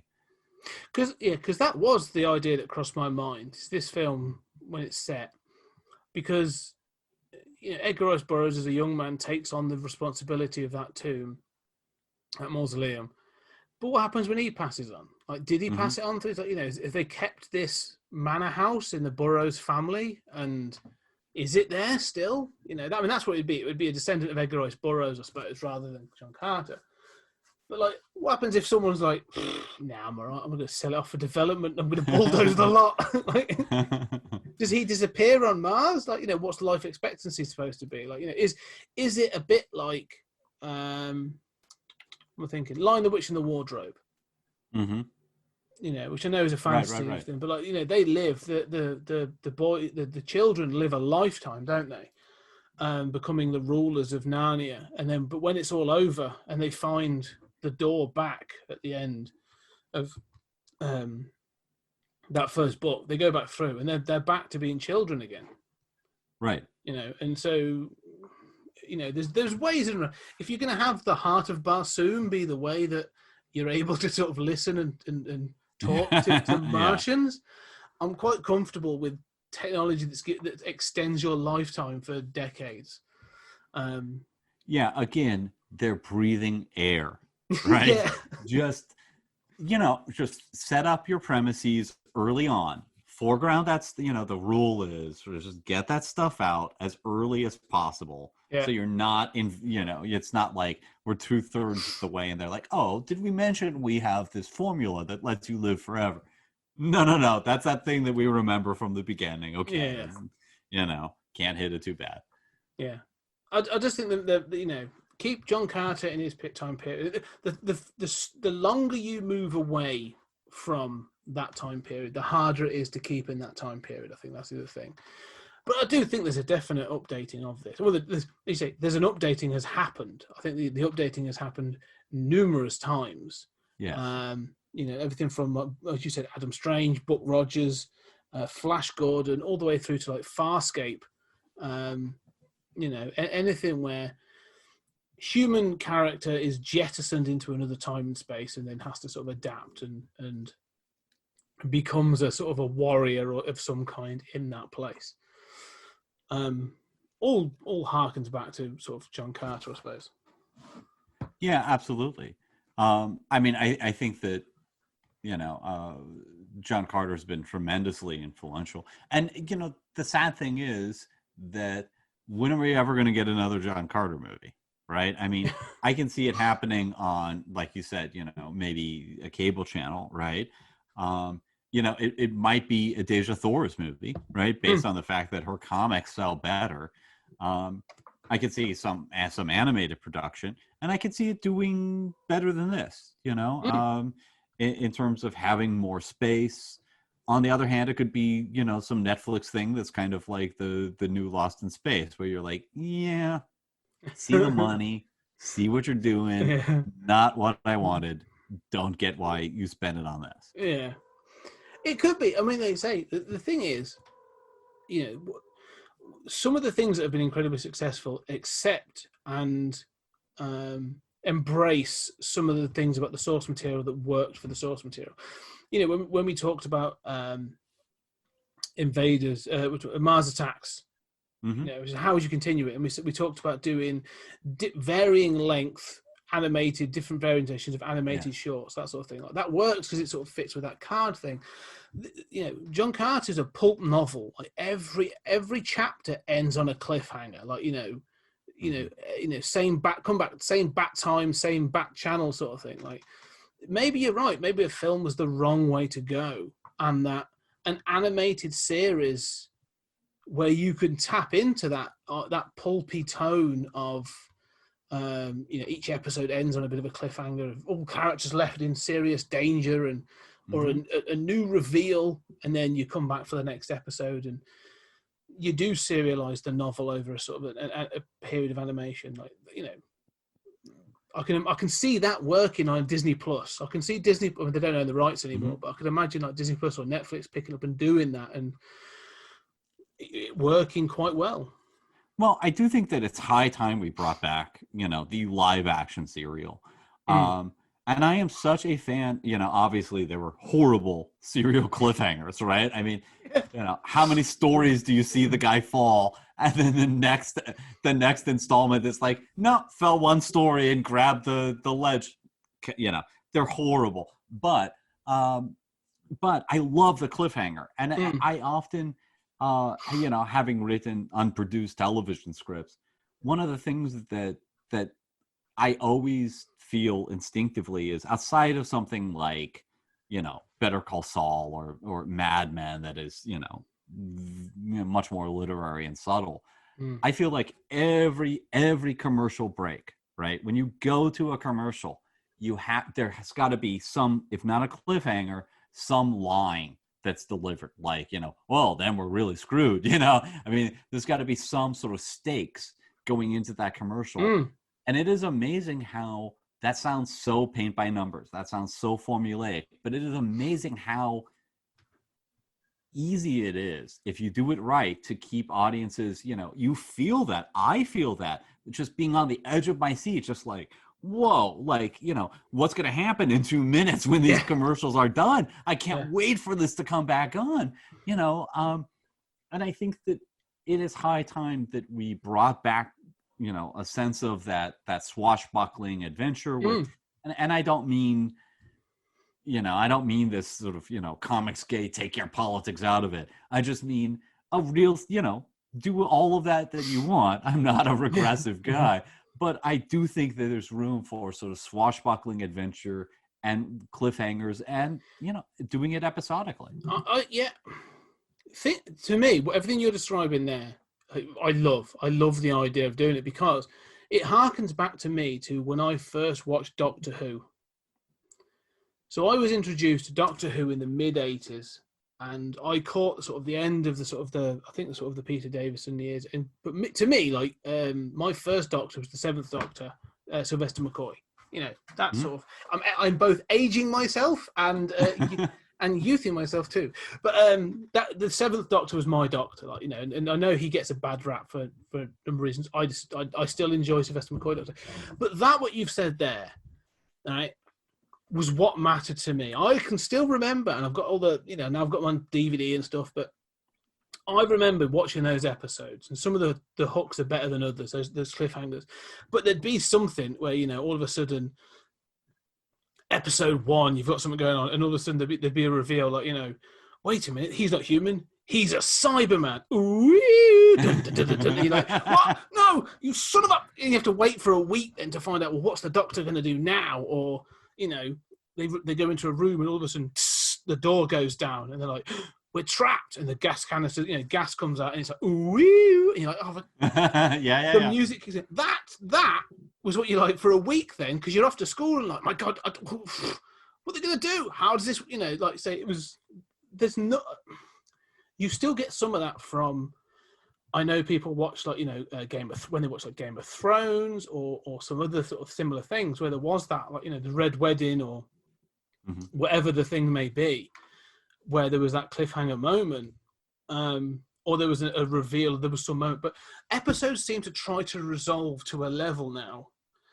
where the story continues, but the events of that thing can, are done, and I do miss that sort of thing. But, I think it's coming back. And I think the reason is because streamers, they want you to continue watching, because you can quite easily go, don't care, move on, I'll watch something else. And I don't know if you've watched The Boys or... No, I have not yet. Okay. The Boys is amazing, firstly. Carl Urban, when we will be talking about Carl Urban in the next episode, is excellent as Billy Butcher. But it does it in the writers, and when they did Preacher as well. So when Amazon seems to have got this, you get to an episode, and what they had to, they either give you... they give you that cliffhanger. It could be that people are left in danger, or there's a big reveal, or it can be an absolute kick in the nuts, where you are literally left and you're like, what? No, what? I've got to watch the next. You literally just flow into the next one, because you've got to know what's going on, and it is coming back to an extent, because I think because streamers need it. But you're right. I'd love to see it done properly with something like Carter. And I like what you're saying. Preacher was AMC, because I watched it live. But one of the things that I would say is, I think you're right, especially for the streaming model. My problem is that I think that the cliffhanger you're talking about cliffhangers that come at the end of a 45-minute episode, right? And there are lots of sort of, eddies and weird digressions over the course of those 45 minutes. And it's nice that there's room for that. But what I'm saying is that I sort of, sometimes I feel sort of ripped off at a 45-minute episode that it's like, okay, now you end on a cliffhanger. I just watched guys drive around town for 30 minutes, you couldn't have done this 20 minutes earlier. So I what I was thinking is, so my experience was, because I didn't have the BBC, my experience was like watching Star Trek, where you would have 4 in the old days, and you have a teaser. I love the teaser. You cut to the titles. By the time you cut to the titles, you should be like, WTF, right? Like, oh my God, this is an amazing setup. You've just got an awesome setup in 2 minutes, right? Then you go through the titles, then you have 5 acts. That means you've got 4 cliffhangers, or at least 4 dramatic moments. And that propels you forward. And each of those acts, you're talking about 8 minutes, something on that order. So for me, that's been my experience. And I think when you watch that stuff on streaming, it's not the same, because you kind of get this nice little moment of drama. But if you watch those old Star Trek shows, it's always like, oh, okay, a guy is about to fight Kirk, or just like Dex Kirk, or so many of those shows have, oh, Kirk's just died, right? And they kill him off every 3 episodes. And then, of course, it's all a ruse, and you figure, but man, that is dramatic. And I just love it. So what I would like is the episodic, if you're going to do it on streaming, those episodes cannot be longer than 15 minutes for me, because I want that. You got to get that forward momentum of just that. Maybe that's what you do. I mean, Quibi was trying to do that. That didn't work out. But what you described there with Trek, I remember with the X-Files. That X-Files cold open was earth-shattering to me when I was a kid. So they came out in 93. So I was sort of into my early teens. I was 12, 13 when I first started watching X-Files. And obviously, you never really got the cold open with Doctor Who, and all the British TV had never done the cold open, because our commercial model's different. It's like commercials, 50 minutes, commercial, 12, 50 minutes. You end, you start the next show. But, it's literally just those blocks. But the American model, obviously, you have a cold open and the credits. Well, no, when I was in Jersey, it was cold open, credits, commercials, credits, commercials. Like, there were times when it was like, they really pushed the boat out. But that cold open was the reason you stayed, isn't it? That's the American one. And so those cold openers on the X-Files like blew my mind when I started watching those on late night on the BBC. And the show starts, and you see something. I'm like, what? Wait a minute, you're giving me something this early? That's amazing. Oh yeah, come on, get to the crates. I want to see what's going on. Yeah, that was a real sort of eye opener to me, as a sort of introduction to that way of TV. So I agree with you, because those episodes are exactly the same. Something would happen to Mulder or Scully, or a principal character, or there'd be a reveal, like say, like Scully would be kidnapped, or you think Mulder's been shot, or an alien, or the monster is about to be revealed, or whatever, and then you cut to the next bit, and that sort of thing. So I see what you're saying, and I mean, do you think it could work with something like John Carter? Oh, absolutely. I mean, I think John Carter is sort of perfect for that, because I think it works best in that serial format. I think it works best. It's an adventure yarn. Let it be an adventure yarn. Let it be. I mean, it's fun. Let it be fun. You can still do all of the artsy stuff. You can still do all of that character development, but yeah, I mean, it's that joy. So much of it is the joy of the planetary romance, right? I mean, it's the joy of the fish out of water and an adventure on Mars. And I mean, that's so much of the essence of what this is. I think when there's only so much you can stretch that, right? I mean, if you turn John Carter into a subtle environmental commentary, it's probably not going to work, right? I mean, So yeah, I mean, you can keep the commentary on Native Americans, but it's subtext, right? And the primary thing is that serialized adventure. I would love to see it. Just the groundwork for the subtle ecological message was also laid in the 2012 one, because they do talk about the lack of water and the fact that the war has partially caused that. So I was like, oh, that's going to come up again. That was seriously going to come up in a later film. I see what you're saying, because I mean, you're harkening back to exactly those serials, and sort of like the cinema serials, aren't there? Really, those sort of things of every Saturday you'd have the Flash Gordon serials, the things that how ironic that they come round. I mean, those were inspired by the series of the sort of these things of the book, the pulp novels. The serialization inspired the serialization in the cinema, which inspired Star Wars. And then that goes round to inspire this film. It's a the snake is endlessly eating its tail. And you're right. I think you could definitely have, if you got, and again, I think if you had the right, if you do it live action, if you had the right actor, someone with the right charisma and that right charm to do that, you could do that, and I think people would really buy into it. I think that's a big part of it, though. Like, you have to have the right person, to play John Carter and Deja Thoris and that sort of thing, to do all that. But the more I think about it, the more I'm like, yeah, that'd be really cool to watch, actually. Sort of.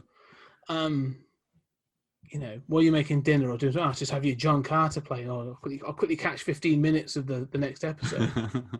Yeah, it could be done, and I think they're doing stuff like this now. I think it's where we get back to this sort of with streaming services, you can do all this stuff now. There's no limitations on the things you can do, whether it be long form or short form. So yeah, I think it's extremely possible.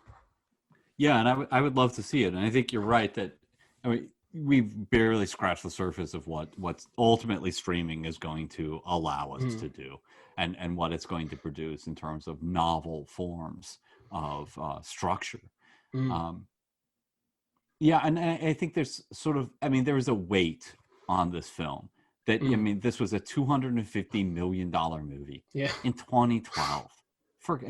Also, can we just say, like, how the hell did you throw $250 million at John Carter? All right, like, John Carter's cool, but like, this is not a proven franchise, right? That was the same. Disney. It was Bob Iger, wasn't it? Still was in charge at the time. I think so. Like, he must have been snorting something special, because he was like, John Carter, yeah, you go to Lone Ranger with Johnny Depp. Do it. I'm up for that. Like, there was some weird stuff was being greenlit at the time that you look back and go, what were they thinking?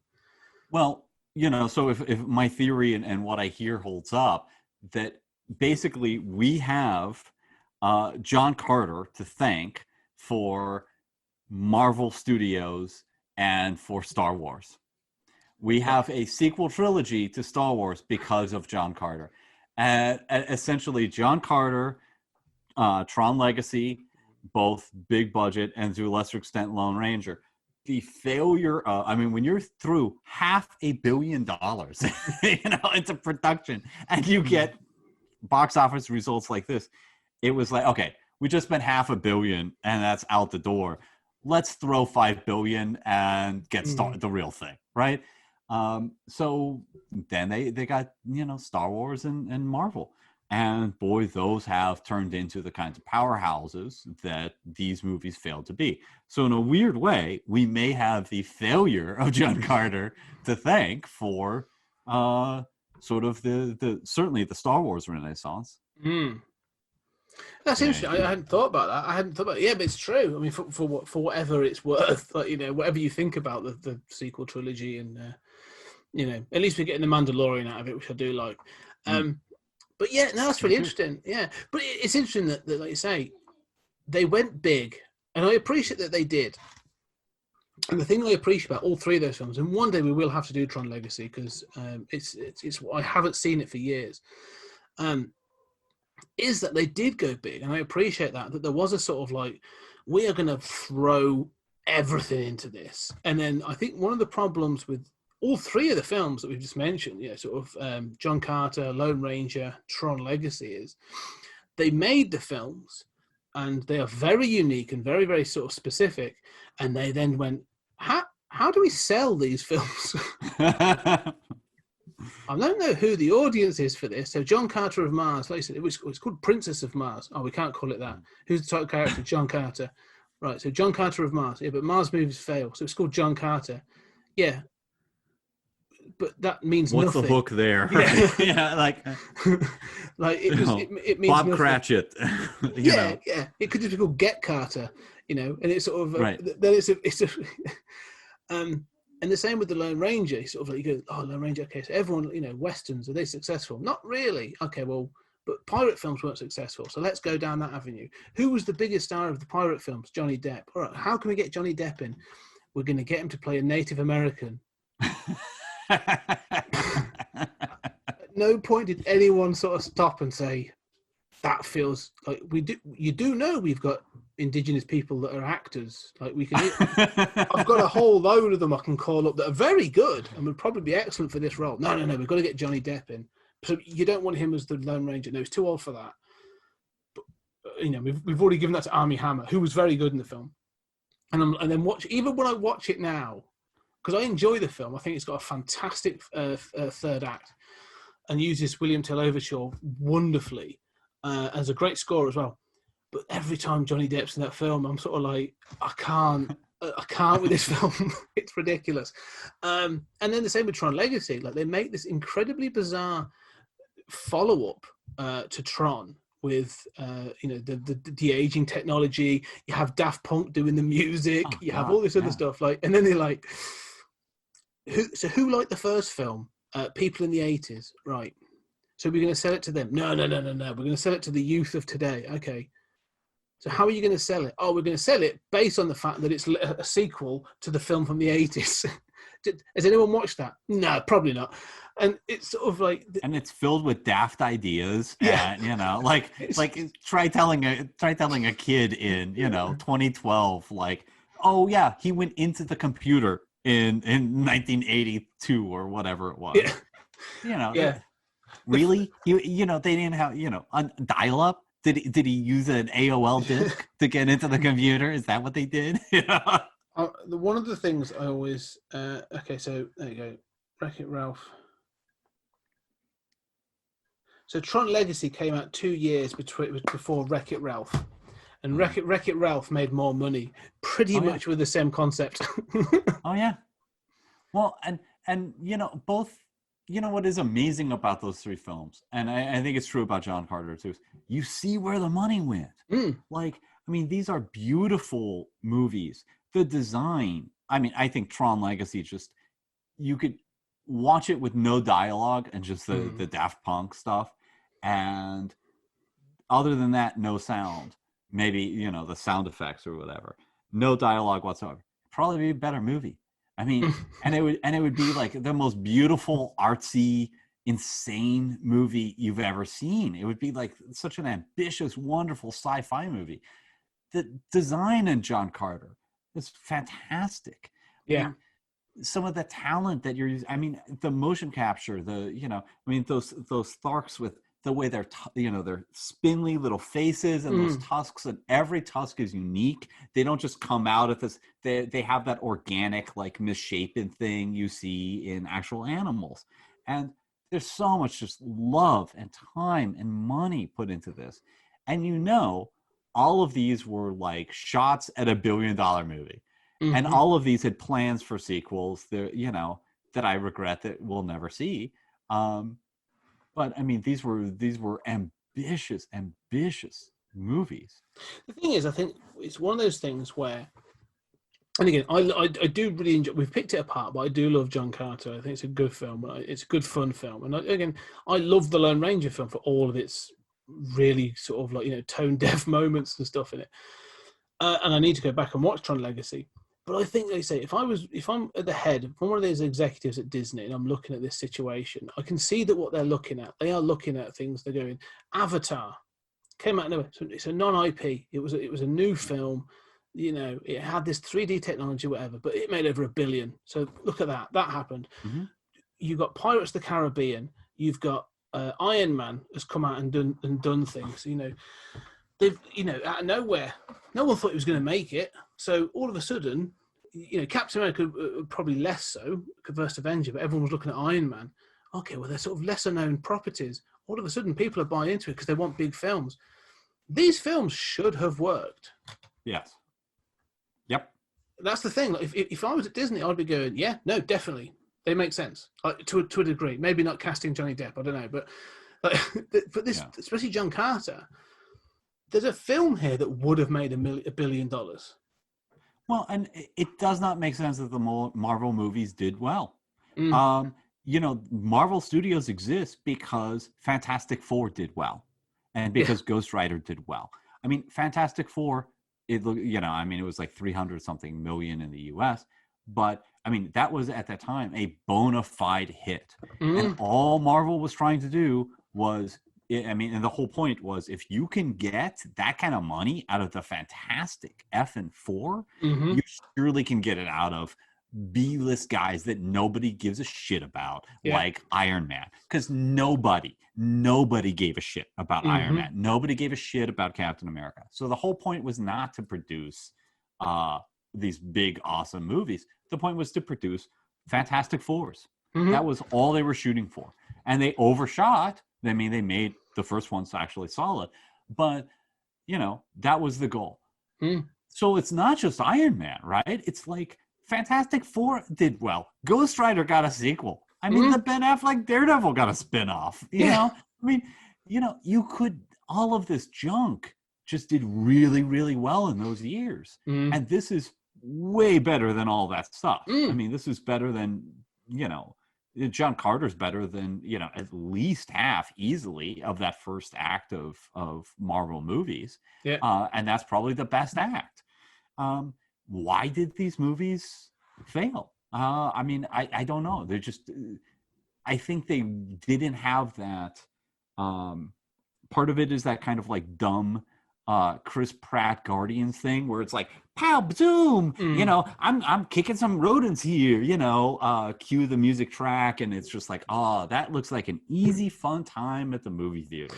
That's the one thing, you know, one thing we'll wrap up in a moment really with our final thoughts. But the thing is, this film has the sidekick dog, who, again, I quite enjoy. He's really funny. I think he's kind of cute in a sort of ugly kind of way. He's played really well.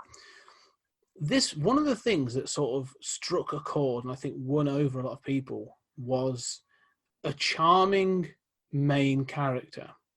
You need to have a charming leading man or leading woman. Let's say leading man, because let's be honest, that's how it works. But like you say, you know, Johnny Depp as Jack Sparrow is the Pirates of the franchise. That's, you know, it's not Orlando Bloom, it's not Keira Knightley, it's not Jeffrey Rush, it's Johnny Depp. And then the same with Iron Man. Iron Man works because everyone tapped into Robert Downey Jr. Like, he's the bad boy who made good. You know, like it has a real life narrative. Yeah. And actually, he's very good in that film. You know, he taps into things. He's a brilliant actor. Yeah, he does a great job in it. And I think whenever you look at those films that did really well, there's a central performance and central actor that brings something to life. And the thing I keep coming back to with this is, it's not got that. Taylor Kitsch is fine for what he is, but he doesn't have the charisma and the charm that is needed to do what those things were. If you'd have had, I don't know, I can't think of anyone, you know, maybe like I don't know who I'd recast him as, but like if you had someone like that, a Depp or a Downey Jr. or someone in this role, this film would have made a bunch more money. Yeah, I agree.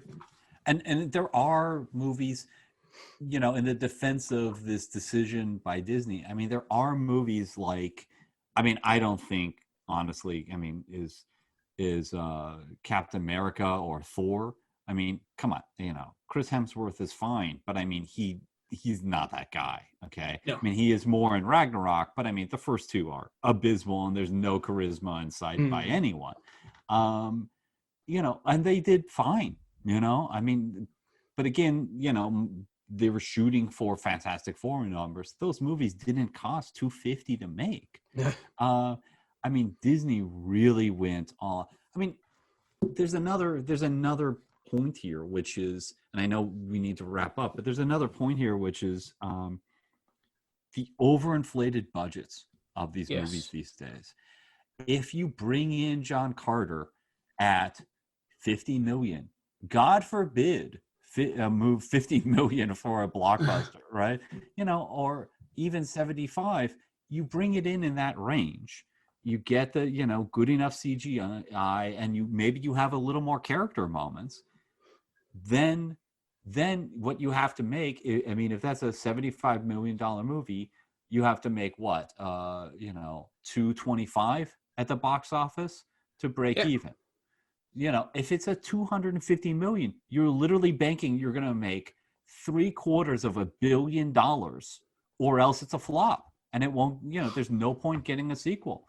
That's setting yourself up for failure, and we have to make space for more sort of middle of the road films that can come in at a reasonable budget.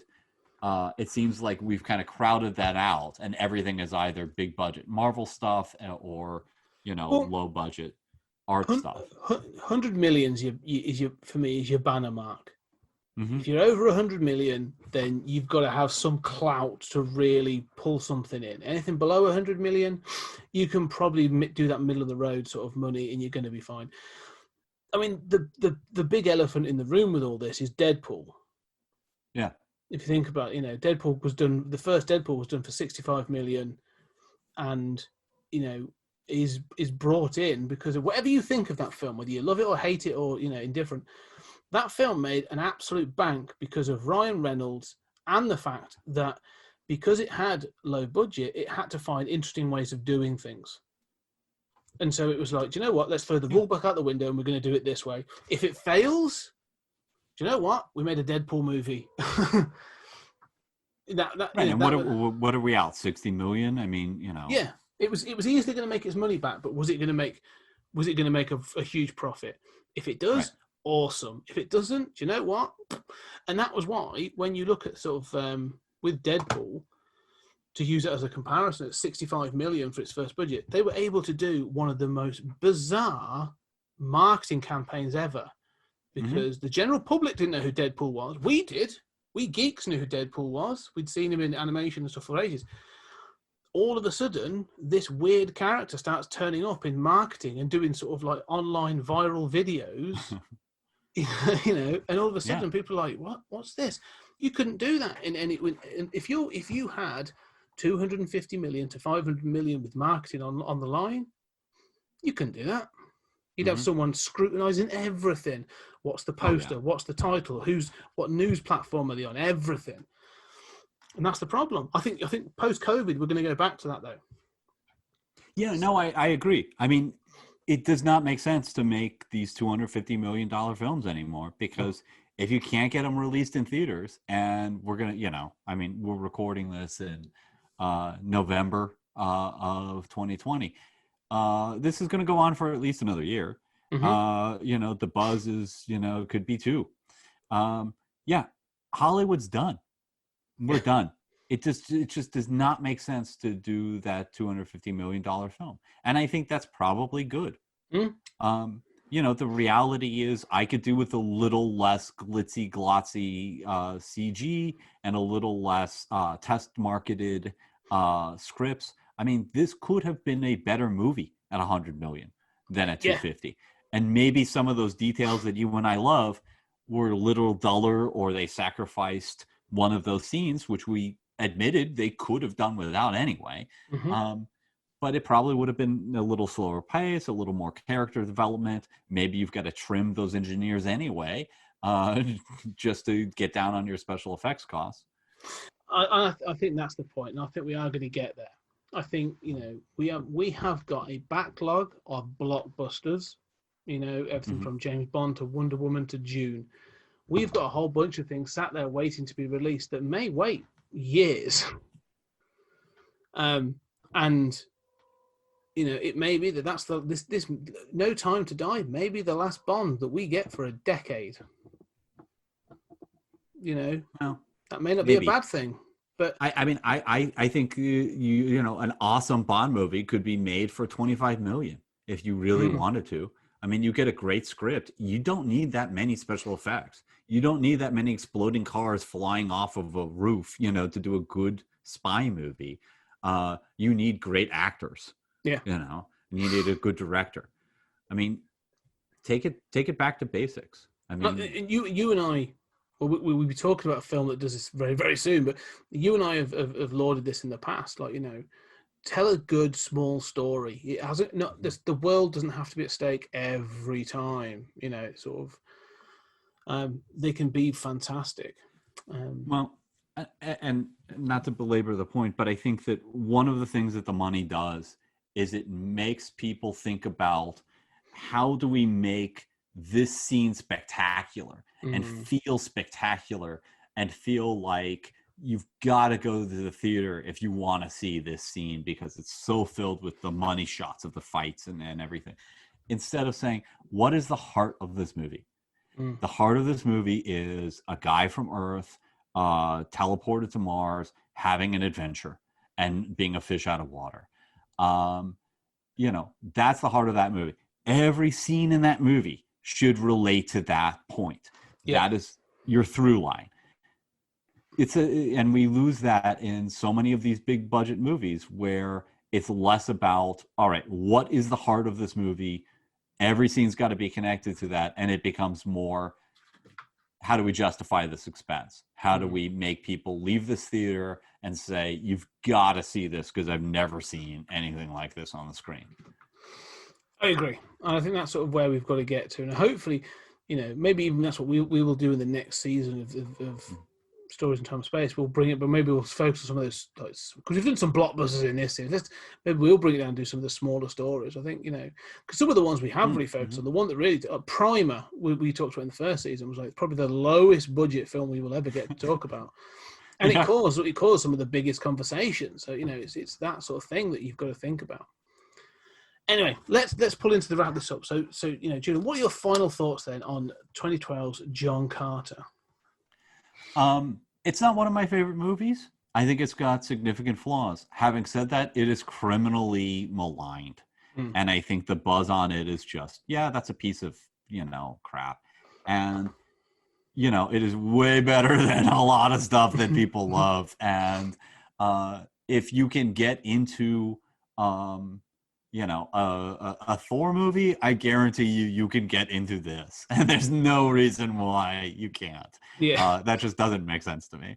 And I love planetary romance. So for me, it's kind of a must-see for that. This is a sort of subgenre of sci-fi that isn't done much anymore for some good reasons, about class and race, but also for some bad reasons. It's awesome to see it. What about you? No, I agree. I do think, we have sort of picked fault with it and we've taken the mick out of it a little bit, but I love this film. I really do enjoy it. It is a good just adventure. And I think it is misunderstood and sort of, as you sort of said, it's just underrated. And I think people have, through either word of mouth or just reputation, have sort of given it that thing of like, oh, it's a piece of crap, so let's forget about it. But just, it's available. It's out there. Go try it out. It is just over 2 hours, but like, if you're liking the, if you like the Pirates of the Caribbean, or if you like Guardians of the Galaxy, though, if you want some space adventure, like, give it a try. It's really good fun. It looks fantastic. It looks spectacular, and I just have a feeling that one day this film is going to get revisited in time, and people are going to go back and go, "Oh, do you remember that John Carter film? It's actually pretty good." I think there'll be a generation that might find this. But it's on Disney Plus. It's that out there. Just go find it. Watch it. I think this is a film that does need to be seen, and it should have a wider appreciation and a wider audience. Yeah. Agreed. Anyway, So there we are. That's John Carter. 2012's John Carter. Does say go check it out. But if you want to check out what we're doing, find us online at Pod Time Space on Twitter. But more than that, as you can see, if you're listening to this, if we're coming at you in your ears, don't forget that you can see our lovely faces on YouTube. If you go to the 20th Century Geek YouTube channel, there is a playlist on there called Stories Out of Time and Space, and all the videos from season 2 are on there. Yes, they're long, but I'll tell you what, if you're willing, if you listen to this point, go check them out just to see what we like and what our discussions are like. They're unedited, they're all there. This is the full discussion. So go check that out and give us a comment, give us a like. Plus, you get to see us gesture and That's it. move our hands around and act out having tusks and junk. Yeah. It is. So, you can hear us, but seeing us and sort of how we, responding and just me nodding and going, yeah, that's really good. And also judging how long my beard is getting right now. So it's, go check those out. And there'll probably be more videos soon. We're going to try and do some things in the future. But for now, next episode is, it's a bit of a lower budget. It's a much smaller story. It's also came out the same year as John Carter, and it's probably my favourite film of 2012. We're going to be talking about Dread. So we'll see how we both feel about that film on the next episode. But ladies and gentlemen, thank you very much for staying with us. And Julian, as always, it's been an absolute pleasure. It's been a pleasure for me too. I always love it. I got to catch my Zeta beam. Yeah. Ladies and gentlemen, we'll catch you next time.